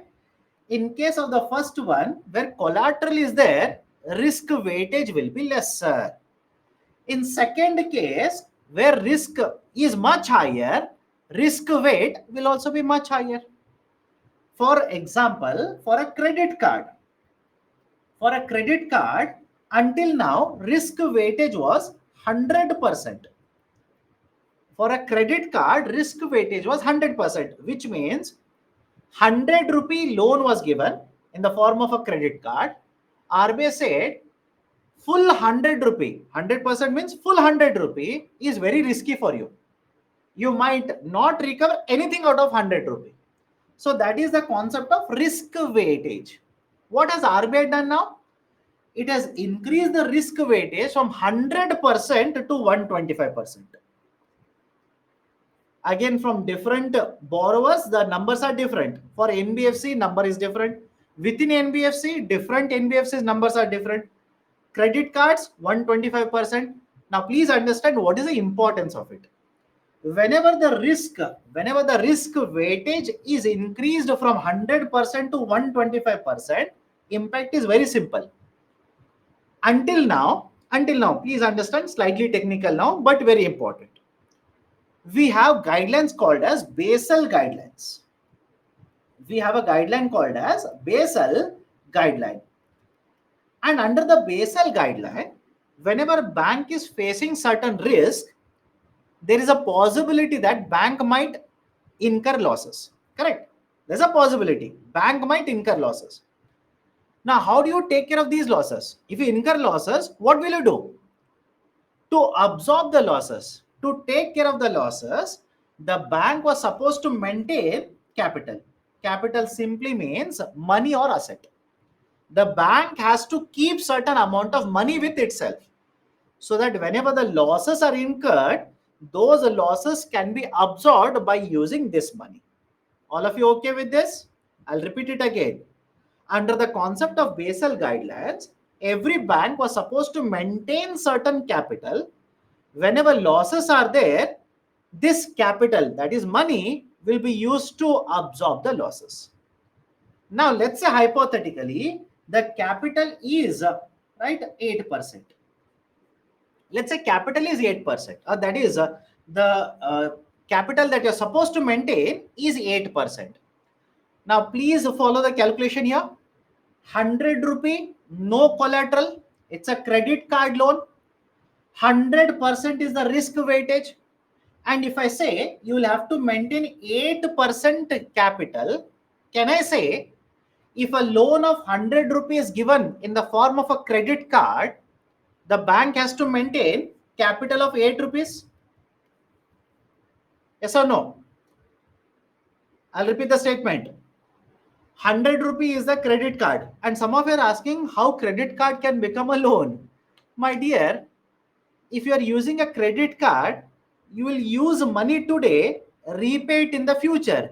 Is it not a loan? Very interesting question, by the way. And if you're using a credit card, you're making a payment today, but you will do the payment, that is, you will repay this money to the bank in the future. Is it not a loan? It's a loan, by the way. So again, come back to the argument here. If 100 rupee worth of credit card loan is issued and 100% is the risk weightage and 8% is your right capital that you are supposed to maintain based on the risk weightage, can I say you will have to keep 8 rupees aside now? You'll have to maintain 8 rupees.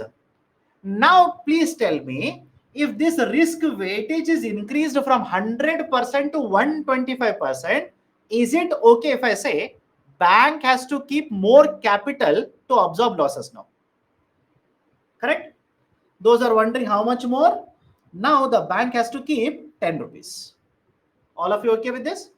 Now the bank has to keep how much? Additional 2 rupees. 8 rupees anyways you'll keep. Now you'll have to keep 10 rupees. And those are asking how the calculation is being done. 100 rupee, 125% and 8%. You calculate, you'll get the data. You'll get the number. 100 rupee, 125% becomes 125. And 8% of 125 becomes 10 rupee. Use the calculator, you'll get it. Right? So now can I say the bank has to keep more capital to absorb losses? If the bank is keeping more capital to absorb losses, don't you think the lending activity of the bank will be affected? Think of it now. The lending activity of the bank would be affected. The bank has to keep more capital, which means lending for lending purposes, money is lesser. And even if they lend now, please think of it. Even if they lend now, rather than keeping 8 rupees as idle capital, idle means not used for anything, now they are keeping 10 rupees as idle capital. Don't you think automatically that will influence interest rate on the loans? Yes or no? That will automatically influence interest rate of the loans. All of you okay with this? These are technical, but you'll have to connect the dots. Suddenly UPSC can ask you this. Because rather than keeping 8 rupees as idle means not used, not useful right now. So rather than keeping 8 rupees, now you're forced to keep 10 rupees as idle capital. More idle capital, you will increase the lending rate. So one, lending activity would be affected, not overall lending activity. Please understand.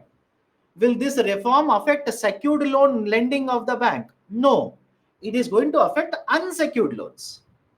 Right? It is going to have an impact on unsecured loans, not secured loans, unsecured loans. Right? So understand the first point. Unsecured lending activity will be affected. Even if they give a loan, now they'll start charging a higher interest rate. Now they will have to keep more capital in order to absorb the losses. That is the third one. Fourth one, NBFCs. What is NBFC? Non-bank financial company. NBFC simply means non-bank financial companies. NBFCs, please understand right now what they do is NBFCs, many of them borrow from bank. Simple. NBFCs, many of them borrow from the bank. In fact, let me show you a data here. Please don't buy heart this data. Please don't buy it from this data. Have a look at this particular row here, borrowing from the banks. Out of the total amount of money or the capital, the source of funds for NBFCs, can I say, looking at this table, the funding from the banking sector, the borrowing of NBFCs from banking sector has increased. Yes or no? Funding, right? Funding source from the banking sector for NBFCs has increased. And that is, again, please understand, when a bank will give loan to NBFC, it is an unsecured loan. Very simple, it's an unsecured loan. So RBI says that is also cause of concern. It's not just credit card loans, it is also loans which are giving to NBFC. These are unsecured loans. That is also cause of concern. So what RBI has done, even when the loans are given to NBFCs, the risk weightage has been increased now. Risk weightage for those loans also have been increased. Again, impact remains same. Right? You give a loan in a credit card form or an NBFC, risk weightage has been increased now. With higher risk weightage, again, you'll have to keep more capital idle, and the loans that you give to NBFC, you will charge a higher rate of interest. And NBFCs now, when they take a loan from a bank, that is borrow from a bank at a higher rate of interest, their lending, when they give loans, their lending activity, they will have to charge a higher rate of interest. So this way, RBI says this menace of NBFC, this menace of unsecured loans, which can basically spiral in the future to become a bigger problem. Because please understand, in the past also we have seen instances. For example, back in the year 2008, and those who are reading, they will know that 2008 is known for financial crisis. One of the issues that basically caused a higher crisis, that led to bigger crisis, was unsecured loans. So back in the year 2008, we have experienced what unsecured loans can do to the system. That is the reason RBI now says we will go ahead now. Even before it becomes a crisis, I want to reduce the growth of unsecured loans by increasing risk weightage.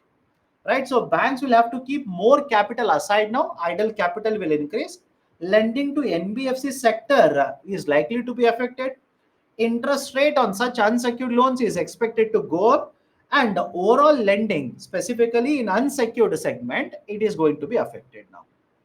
Right? So these are certain important outcomes associated with RBI's announcement of increased risk weightage on unsecured loans.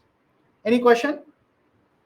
How 125% is possible? My dear, please understand that number. Don't fall for that number.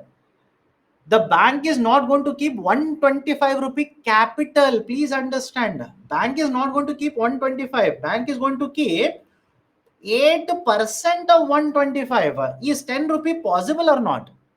Risk weightage can be 150%, can be 140%. Weightage is 140. Doesn't mean bank will keep 140 rupees for giving 100 rupee loan. No. Bank will keep 10 rupees with a risk weightage of 125. Okay. Any example of NBFCs? NBFCs, my dear, Muthoot Finance. Have you heard of this? Muthoot, right? Manappuram Gold. All these are NBFCs, right? Many NBFCs are there, by the way, right? So, any other issue? How many banks are covered? All the banks. All the banks which are giving unsecured loans. Again, unsecured loans. Not all the unsecured loans. Some of these unsecured loans, the RBI targeted them. I'm sorry, the personal loans. Within personal loans, unsecured loans have been targeted by RBI. How NBFCs will be affected? I repeat, NBFCs will borrow from banks. I repeat, NBFCs will borrow from bank and again lend it in the bank. So if the risk weightage for lending to NBFC is increased, bank automatically will charge a higher rate of interest if they give unsecured loan to NBFC, which will get transmitted into the system. Okay. What does NBFC stand for? NBFC stands for non-banking financial company. Okay, solve the question now.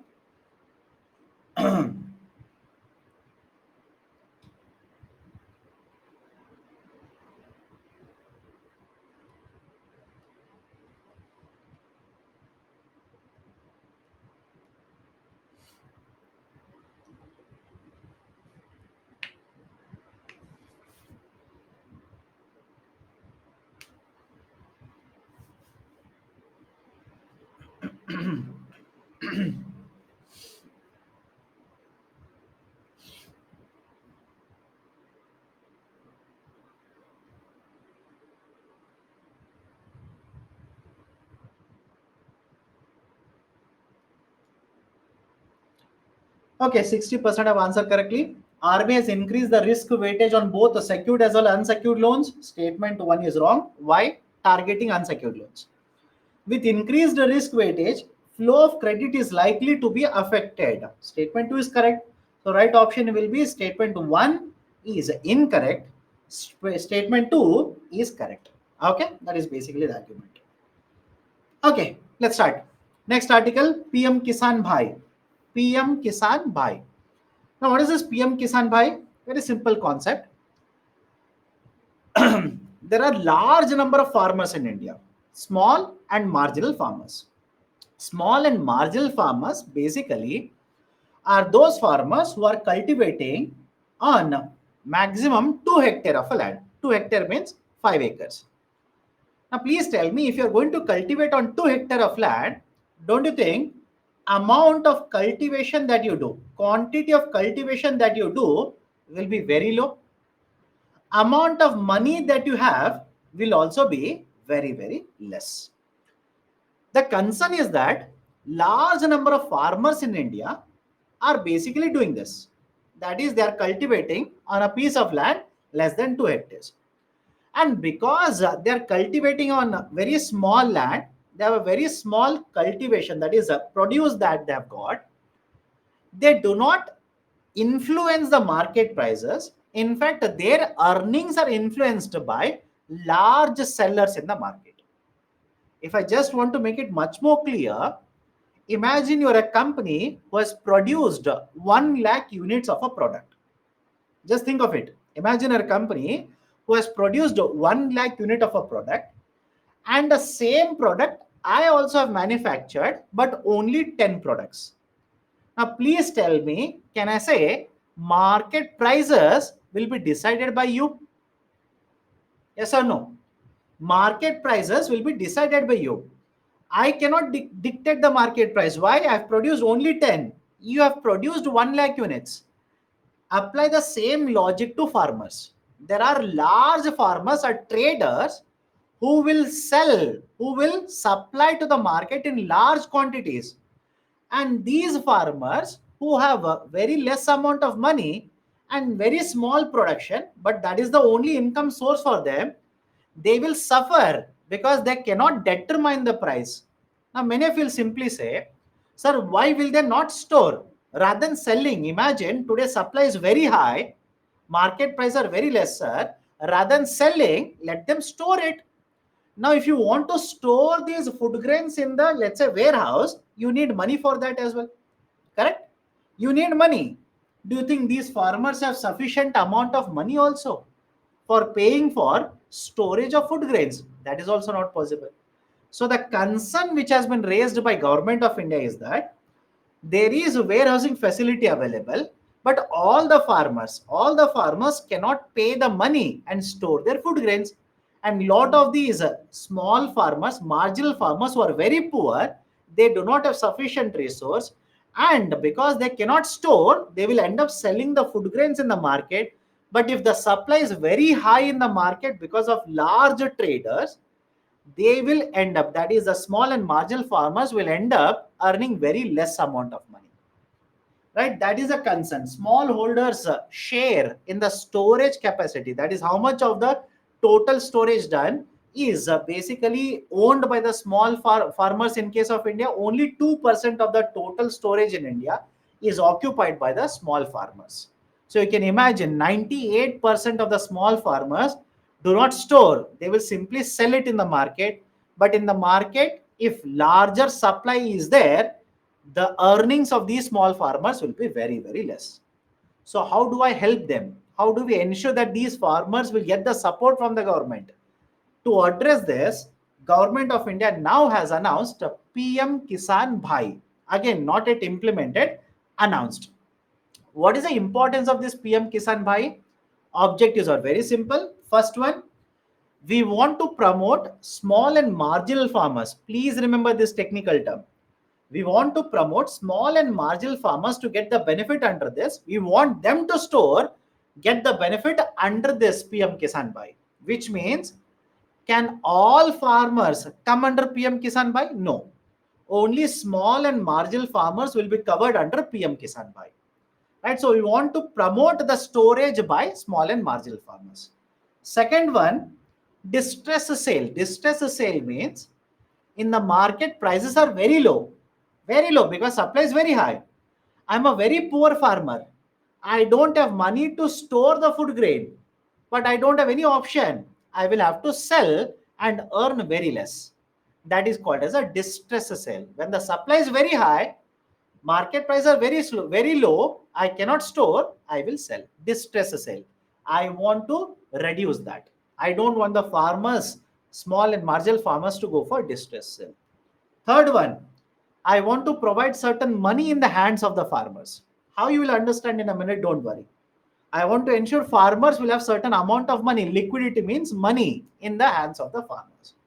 And finally, right, I want to ensure that farmers will store the food grains in the warehouse, and from the warehouse itself, food grains will be sold. Means, imagine I've kept my paddy or let's say wheat in a warehouse. I will not take the food grains from the warehouse to the market. That is a problem again because I'm a very poor farmer. If I remove the food grain from the warehouse, transport it, it is an additional cost for me. So I want to ensure, that is the government wants to ensure, the small and marginal farmers, if they have the food grains in the warehouse, from there itself the food grains will be sold. These are the objectives set up by Government of India. Now, I'll come back to this, don't worry. How we are going to ensure liquidity will be there with the farmers? How we are going to promote storage by the farmers? How? There are two components. One is a warehouse rental subsidy. Second one is a prompt repayment incentive. One is a warehousing rental subsidy. Meaning what? If I take the food grains to the godown now, that is warehouse, I will have to pay a certain amount of money. I'll have to pay a certain amount of money because I'm using a space. For every quintal, now government will give me 4 rupees. Is it okay? For every quintal, government will give me 4 rupees. And whatever is the storage cost, it could be 7 rupees per quintal, it could be 8 rupees per quintal, it could be 10 rupees per quintal. Out of that, 4 rupee will be given to me. Remaining, I will have to pay from my hand. Now, please tell me, if some of this amount is given to me by the government, don't you think rather than selling when the market prices are lesser, I will store food grains? Yes or no? Rather than storing, I will basically store the food grains. But the condition is you will have to store for at least 15 days.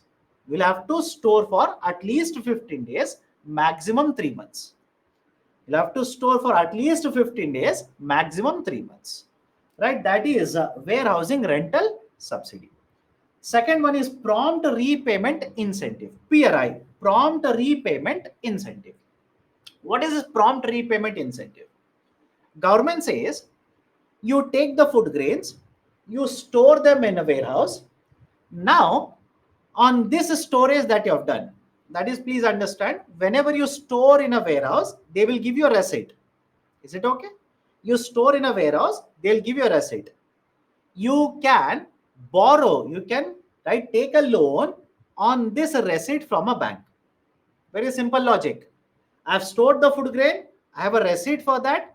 I can take loan from a bank on this particular receipt, right? This is called as a negotiable warehouse receipt. Negotiable warehouse receipt. Now government says, if you have a negotiable warehouse receipt and you have kept your food grains in a registered warehouse and you take loan from a bank, 3% interest. I repeat, 3% interest, whatever could be the rate of interest. Out of that, 3% will be paid by the government. Yes or no? Is it okay? Out of that, 3% will be paid by the government. You will take a loan, let's say 7%. Out of 7%, government will give you 3%. Remaining 4%, you'll have to pay from your pocket. Now, I hope you understand what is the importance of all of this. If government is going to pay 3%, please tell me, don't you think that will facilitate farmers taking loans from the banks?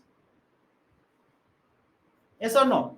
That will facilitate farmers taking loans, which will increase the liquidity in the hands of the farmer.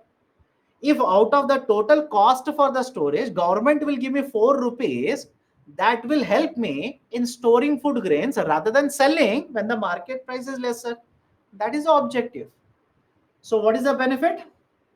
Farmers can store their produce and they will decide when they want to sell. They'll decide when they want to sell because now they're getting assistance from the government. They will also be protected from the lower prices that can be created by larger suppliers in the market. Storing in the scientific warehouses will also reduce wastages. What do you mean by scientific storehousing or scientific warehousing? Temperature, moisture will be controlled, pest attack will also be controlled, etc.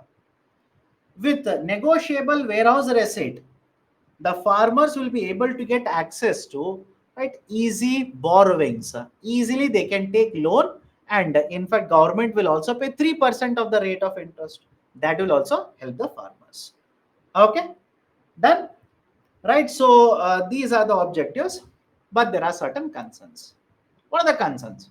Point number one, this is going to target only small and marginal farmers. Lot of conditions are there. These are going to target only small and marginal farmers. And second, you'll have to keep your produce only in the registered warehouses. All the warehouses are not registered. You'll have to keep for at least 15 days, maximum 3 months. What if I want to store more than 3 months? Incentive is not given to me. So lot of conditionals, lot of conditionalities are attached to this scheme. That is first concern. Second concern, the scheme is available for farmers who are registered on the ENAM. What is this ENAM? ENAM stands for Electronic National Agriculture Market. In simple terms, it is a portal. It is a portal. It is a portal which has been set up by the government where electronic trading of the food grains is conducted. Is it okay? It's a portal where electronic trading of food grains is conducted. That is, it's a website where electronically you can bid for the food grains, you can buy the food grains. It's a portal. The government says if you want to get the incentives, you'll have to be registered on the ENAM. Hardly around 1.2 crore farmers are registered on the ENAM. There are more than 12 crore farmers in India, which means only this 1.2 crore will get the benefit. More than 10 crore will not be getting the benefit. Is it okay? It is providing the benefit only for 3 months. Then the volatility can be created after the 3 months also. What if you're a farmer who is going to cultivate multiple crops in a year? Single crop in a year. So there are a lot of limitations regarding how much benefit the farmers can actually get from the concept of PM Kisan Bhai. Is it okay? Right. So these are some of the concerns which have been raised by the experts regarding PM Kisan Bhai. Okay. Now, a descriptive question for this. PM Kisan Bhai, though has multiple benefits, there are concerns regarding its implementation. Elaborate in 250 words. discuss the benefit, as well as right, discuss the concerns. Then can we go forward now? What is PRI initiative? PRI, my dear, I'll repeat it again. You store the food grain. Once you store, they will issue a receipt. This is called as negotiable warehouse receipt. Now you can take this receipt, show it to a bank, take a loan from a bank. And when you take a loan from a bank, you will have to pay certain rate of interest. Out of that, out of that rate of interest, 3% rate of interest will be given by the government. Okay. Pradhana Mantri Garib Kalyan Anna Yojana, pros as well as cons. Now we have discussed NFSA multiple times. I'll directly go into the pros as well as cons. Very recently, you must have read in the newspapers, very recently, Government of India has announced that Pradhana Mantri Garib Kalyan Anna Yojana will be extended by 5 more years. Correct? It is extended by 5 more years. That is, it was supposed to end in December 2023. And those are asking, sir, what is this Pradhana Mantri Garib Kalyan and Anna Yojana? The beneficiaries under this Yojana will get 5 kgs of food grains free of a cost. 5 kgs of food grains free of a cost is given. Right? More than 80 crore people have been identified. 5 kgs free of a cost. Now, very recently, Government of India has announced that this scheme will be extended till the end of 2028. Now, the discussion is very simple. What is the advantage? What is the concern? We are going to discuss only those two, because the features, etc., we have discussed earlier in the classes as well, in the earlier webinars as well. Now, what are the advantages? I'll show this slide, don't worry. What are the advantages? What are the benefits? Government says, by extending this free food grain scheme, by extending this by 5 more years, I'll ensure that people who are suffering because of higher inflation rate, even today inflation rate is higher for food grains especially, certain population will be benefited. This population already, which is very poor population, provide free food grains for the next 5 years. It's a benefit already. But in recent times, inflation rate has been higher, especially in the food grain segment.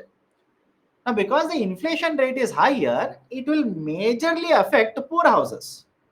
Now, government says, I will help these poor houses overcome the, or let's say, reduce the intensity of impact of inflation on these households, not only poor, but even the middle class households.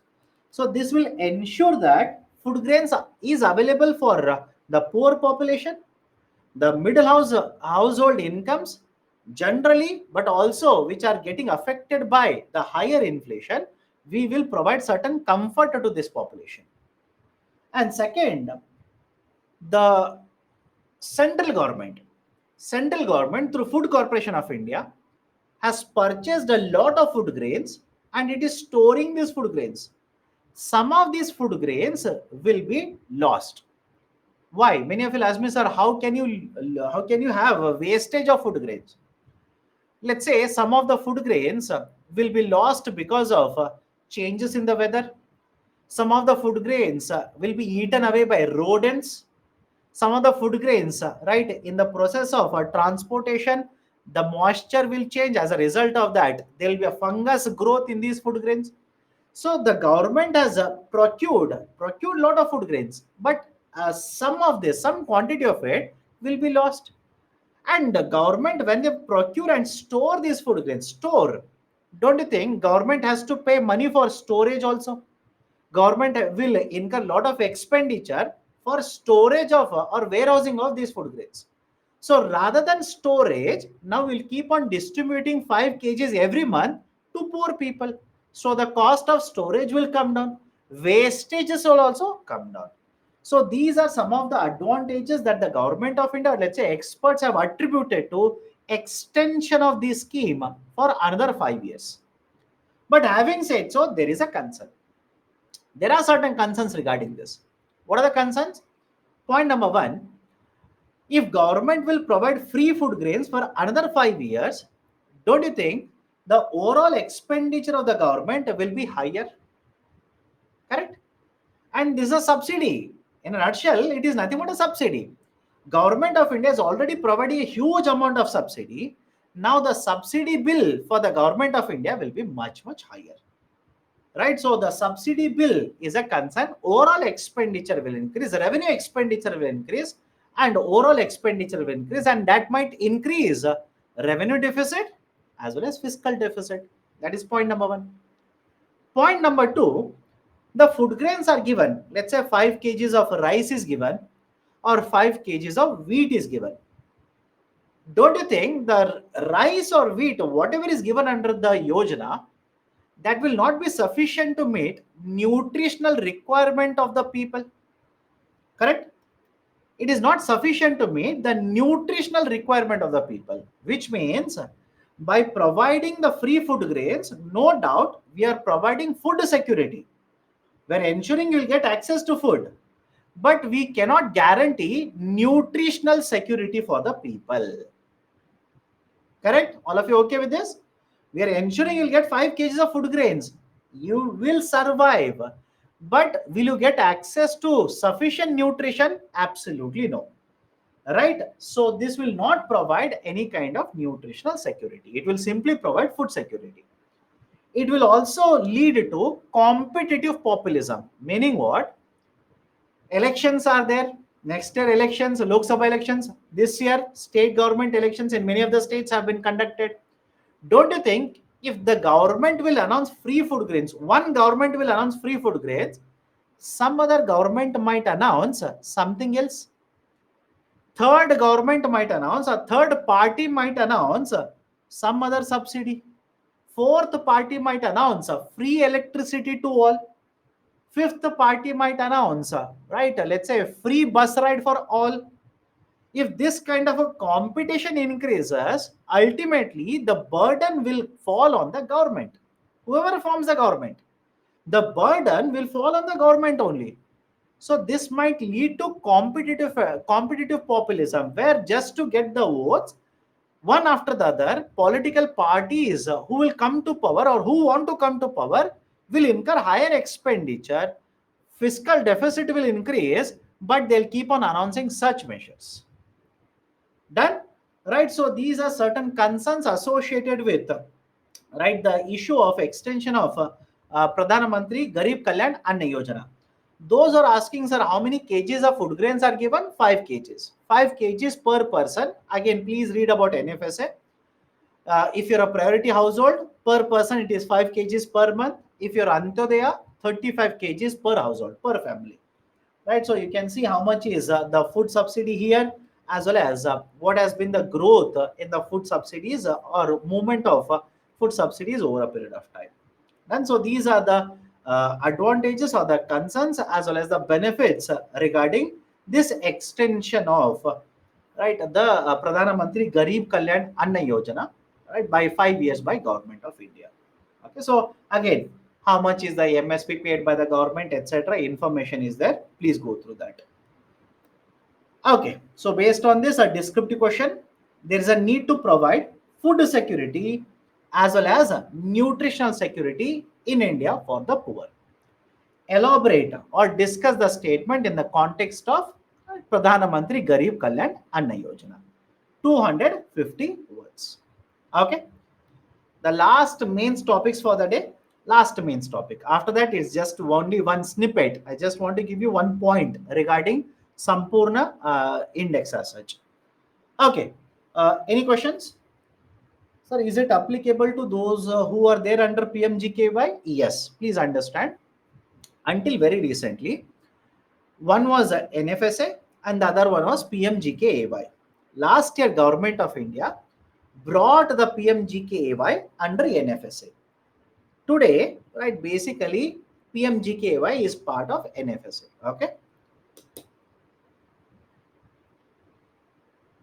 Sir, under PM Kisan Bhai, farmers are encouraged to go for storage of crops, but warehousing facilities are already not enough in India. My dear, please understand. We have warehousing facilities, but they are not majorly used by small and marginal farmers. PM Kisan Bhai is not to promote warehousing per se. It is to promote warehousing by small and marginal farmers. Okay, done. 70 hours of work. Good or bad? Pros and cons. Is it the right way for India to become a developed country? In the recent times, especially in the last 2 weeks, lot of discussion is happening regarding should we have this 70-hour work model. In fact, many states have tried it. I'm not saying they are implementing it. I'm saying many states have tried it. For example, Tamil Nadu government, Karnataka government, they have tried a model wherein the number of working hours were proposed to be increased from 9 hours to 12 hours. And please understand, as of now, what is the law in India? The working hours is covered under the Factories Act. Please remember all of this. The working hours is covered under the concept of Factories Act. Under the Factories Act, there is a Section 51. There is a Section 51. And the Section 51 basically talks about working hours in India. Remember all of this? Factories Act of 1948 talks about, that is Section 51 talks about working hours in India.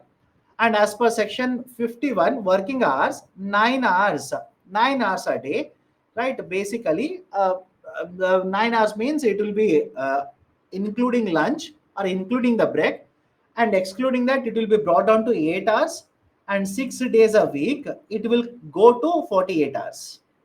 This is what the law says.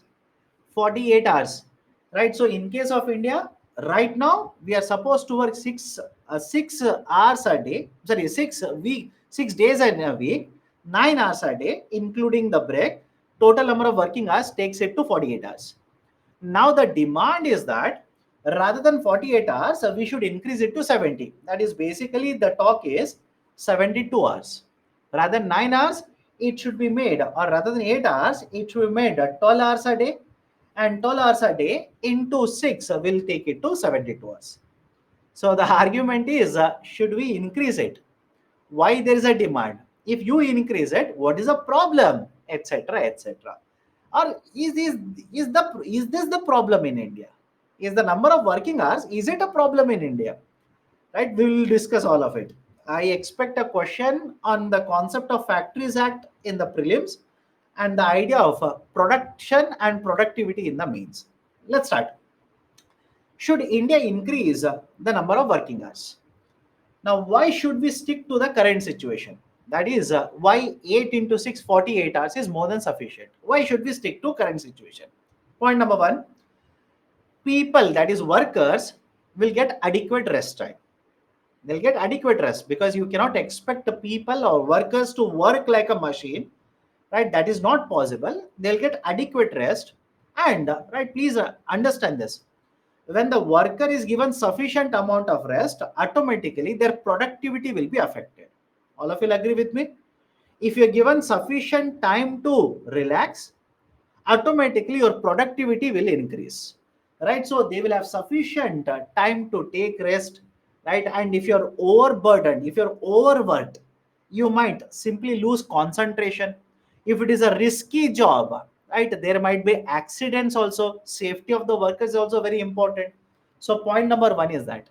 Second one, if you're going to ask the workers to work 8 hours a day, their productivity is expected to be higher, because they have a very good number of hours to take rest, right, recharge themselves, and start working. So productivity will also be good. Third one, this may increase, this is much more important, this may increase more participation of female labor. Because in case of India, as such already one of the concern is, if you're going to go for a job 10 to 6 or 9 to 5 like this, in some of the households, in some of the regions in India, safety and security of the women is a concern. Already with 9 working hours, already this traditional work of 10 to 5 or 10 to 6, there's a concern or safety issue regarding the women, and many women have been asked to quit their jobs from their families or by their families because of this issue. Now imagine a situation where rather than working from 10 to let's say 6 or 10 to 7, now they'll be asked to work from 10 to 10, 12 hours. So automatically participation of female labor workers in the workforce is going to come down. And not just a safety issue. What about those households? And again, I don't promote it, but that's a fact, by the way. What about those households where, right, the female is working as well as taking care of the house, taking care of the children, taking care of the elderly population in the household, etc. Now, if the workload or number of working hours will increase to 12, what will happen to them? Can they manage this kind of household work plus official work? That might simply become too much and they might decide to not work. So, participation of a female population or female workers might be affected. And right, I'm sorry, now with 8 hours, that's manageable. It will also help in having a very good balance between work as well as life, right? You will have sufficient time to take care of your personal work or personal things, right? Let's say household work, etc. Work life balance, there is a proper balance right now. 8 hours is sufficient. So these are some of the arguments which are given by the experts to stick to these 48 hours. And moreover, if you shift to 72 hours, first and foremost, you will have to amend the law. You'll have to amend the law. You cannot do it simply because under the Factories Act, Section 51 says it is 9 hours. It is 9 hours. Now you want to make it 12 hours, which means you will have to amend the law first, right? You cannot simply implement it. But if you increase it to 12 hours, if you increase it to 12 hours, what is the benefit? What is the argument of Mr. Narayan Murthy as well as many of the supporters of Mr. Narayan Murthy? Okay, what are their arguments? Point number one, with higher working hours, we will be able to increase production. With higher production, India's GDP will increase, right? India's production will increase, our right stability, or let's say our status in the global market will increase. In fact, their argument is, look at China. Look at China. And just a point here, China follows 996 model. China follows a model of 996. I mean, if you ask me, sir, what is this model of 996? 9 a.m. to 9 p.m. for 6 days. Simple. 9 a.m. to 9 p.m. for 6 days, which means 72 hours. So their argument is, look at China. Look at China, 9 a.m. to 9 p.m. for 6 days, 72 hours. We can follow that particular model in India, right? So we should increase it to 12 hours so that production will increase. We'll be able to produce more. GDP will increase and our GDP growth rate will also increase. And India's position in the global market will become a developed country much faster, right? We are yet to achieve $5 trillion. We might simply achieve $5 trillion much faster. $10 trillion is also a not distant dream. And if 12 hours of work is available, 72-hour working hours are available per week, the producers, the manufacturers will have more flexibility. They will have more freedom to adjust their production whenever there are, right, let's say higher demand is there or a issue with the supply is there. They will have more flexibility, more freedom to adjust their production. That is basically the point of, right, or these are some of the arguments which have been put forward by many of these, right, let's say the entrepreneurs or business owners in favor of increasing the number of working hours. But right, concern are also there, a lot of concerns. For example, I told you female working population will get affected. It might see, or we might end up seeing a dip in the labor participation, especially from female side. More and more women will be out of the workforce if they're not able to manage both the work as well as the household work, right? Then they might simply quit the job. Second, yes, we will work 72 hours, we will produce more, the company will earn more profit. Who will take away the profit?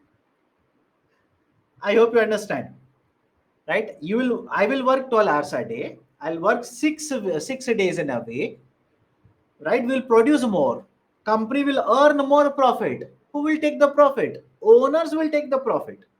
What am I given? I'm given the same salary. So I'll have to put myself under a lot of pressure so that my owner will earn more profit.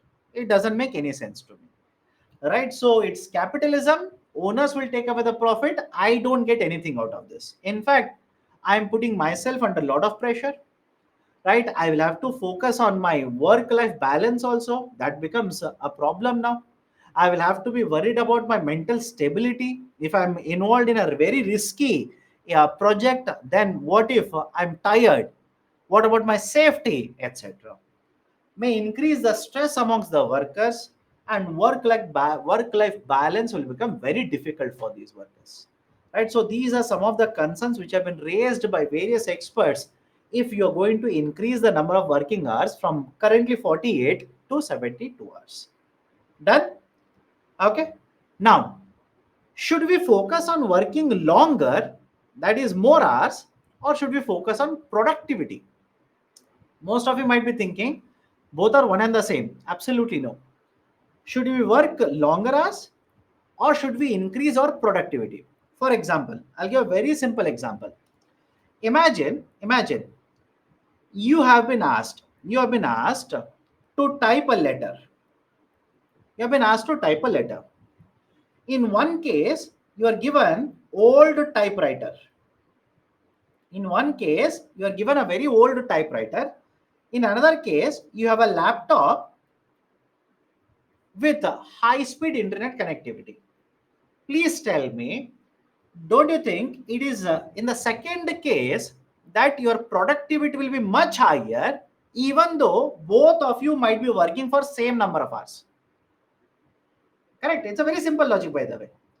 Because in the second case, your productivity will be much higher, though, right, the person who is using the typewriter will also work 9 hours and you will also work 9 hours. So I hope you understand. Should we work longer hours? The theory says, or in this case, the proof is that Indians, when you compare to many other countries, Indians are working already longer hours. Let me prove it to you. I'll come back to this slide, don't worry. Please look at this data. Indian workers in 2021 worked on an average 48 hours. I'm rounding off, around 48 hours in a week, compared to Japan, where the average working hours in a week are 36, and USA 36, Germany 34, and China's 46. But look at this graph and compare the productivity. Where is the productivity of Germany? How much is the productivity of Japan?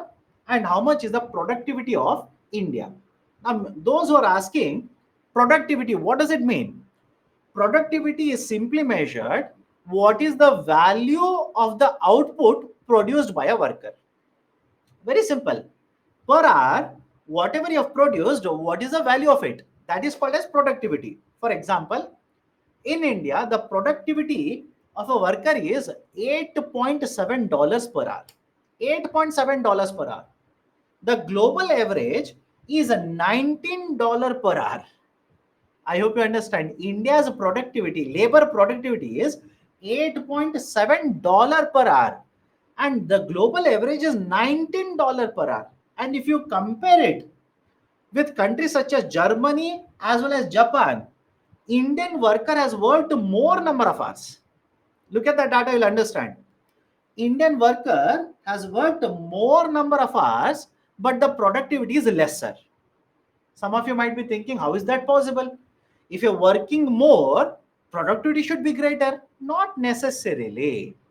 What if I say technology that is available to the workers in Germany is much better compared to the technology available to Indian worker? What if I say the skill level of a German employee is much better compared to the skill level of an Indian employee?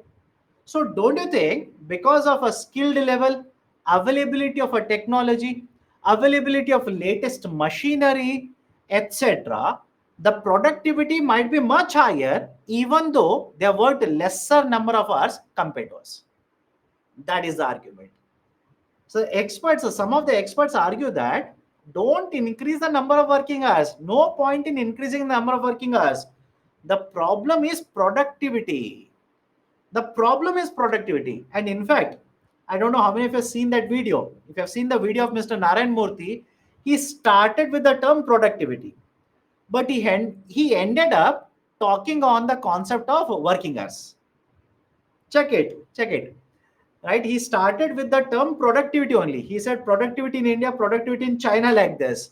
But he ended up talking completely on number of working hours. But anyways, that's a different issue. So my argument is simple. Some of the experts say that our focus should not be on working hours. Let's have the same working hours, but let's focus on the productivity. So how can you increase productivity? Invest in research and development.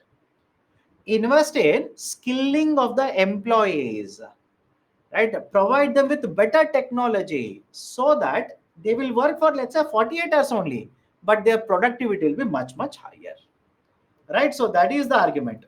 That is basically the argument which has been put forward by some of the experts. Done? Right? So based on this, what is the way forward? More flexibility should be given in terms of the timing of the work, the space where they're allowed to work, whether in home, whether in office, etc., etc. Skilling should be increased for the workers in India. Manufacturing should be focused in the high value. High value means what? Let me ask a very simple question.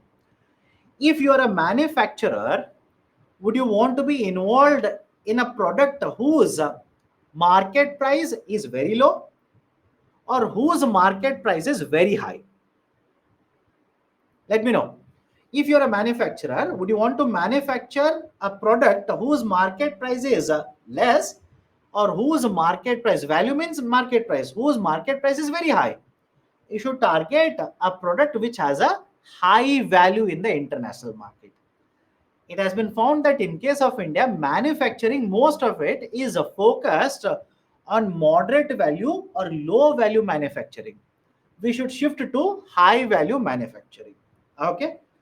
Training should be provided, or vocational training should be part of education curriculum, and increase the investment in research and development. Okay. So, a question on this: longer working hours is not a panacea for the Indian economy to become a developed country. Elaborate on this statement. Okay.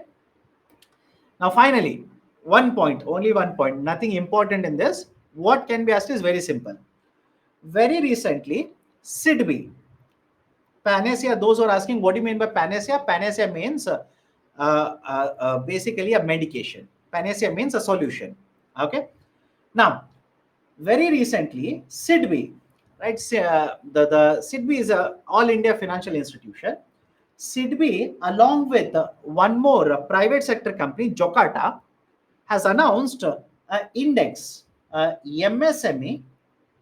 MSME stands for Micro, Small, Medium Enterprises. MSME index, which will basically track economic activity of MSME sector.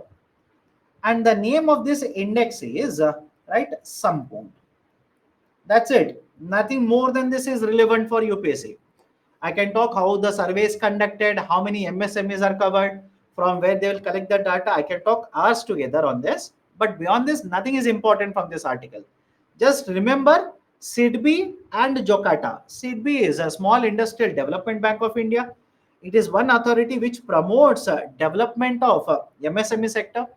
Along with the private sector company, that is a Jokata, they have come out with one index which will measure what is the change in the economic activity of the MSME sector. And the name of that index is Sampoon Index. Please by heart this, more than sufficient regarding this article. Okay, done? Right, so these are the 9 articles that I wanted to cover. Some of them are purely snippets, only 1 point. Some of them are right for prelims as well as mains. Some of them are only for mains. Okay, done. Any questions? And those who do not have any kind of questions, if you want to leave, you can leave. I'll take up questions, address the questions, then we can wind up the discussion. What is the timing for test series? It will, I think it will start from 9:30 in the morning. 9:30. It will go live 9:30 in the app. But offline, you can go, right? Let's say Sunday, you can go to the offline center, write it there. Okay. Please repeat the last point. The point was there are two agents. Sorry, there are two companies. One is SIDBI. SIDBI is an All India Financial Institution. along with the private sector company Jokata, right? In fact, I don't know how many of you seen, whenever you're making online payment, have you come across a company by the name of BillDesk? Let me know. Have you come across a company named BillDesk? Right? When you're making online payment, you'll come across this. Jokata is a subsidiary. Jokata is a subsidiary of BillDesk. That is, it is owned by BillDesk in simple terms. Right? So Jokata as well as SIDBI, they have come out with an index to measure economic activity in the MSME sector. The name of the index is Sampoon, MSME Sampoon. Okay. In pros of the working hours, please explain the flexibility point. If I'm a manufacturer, if right, if I have 72 hours of right workers productivity, or let's say they are working for 72 hours, then according to my requirement means according to the market requirement, I can have flexibility in terms of changing production, right? Because they are going to increase the number of hours of 48 to 72, so I will have more flexibility in producing. Okay, the test will go live from which date? That is basically 24th of December. Where is the test schedule? Test schedule has been sent in the mail by Byju's Exam Prep IAS to all of you. If not, right, please go to Byju's IAS website. The test series schedule is published there also. Okay, done. Okay, let me stop the discussion here. Let me stop the discussion. We'll continue with the discussion again. We'll take up current affairs topics in the next month whenever the economy session is allocated again. So take care. Have a great day. Please prepare well. Read current affairs. Please read current affairs as much as possible. Read current affairs. Appear for these webinars, subjective webinars, as well as the test series, which is going to start from 24th of December. Okay. Take care. Good night.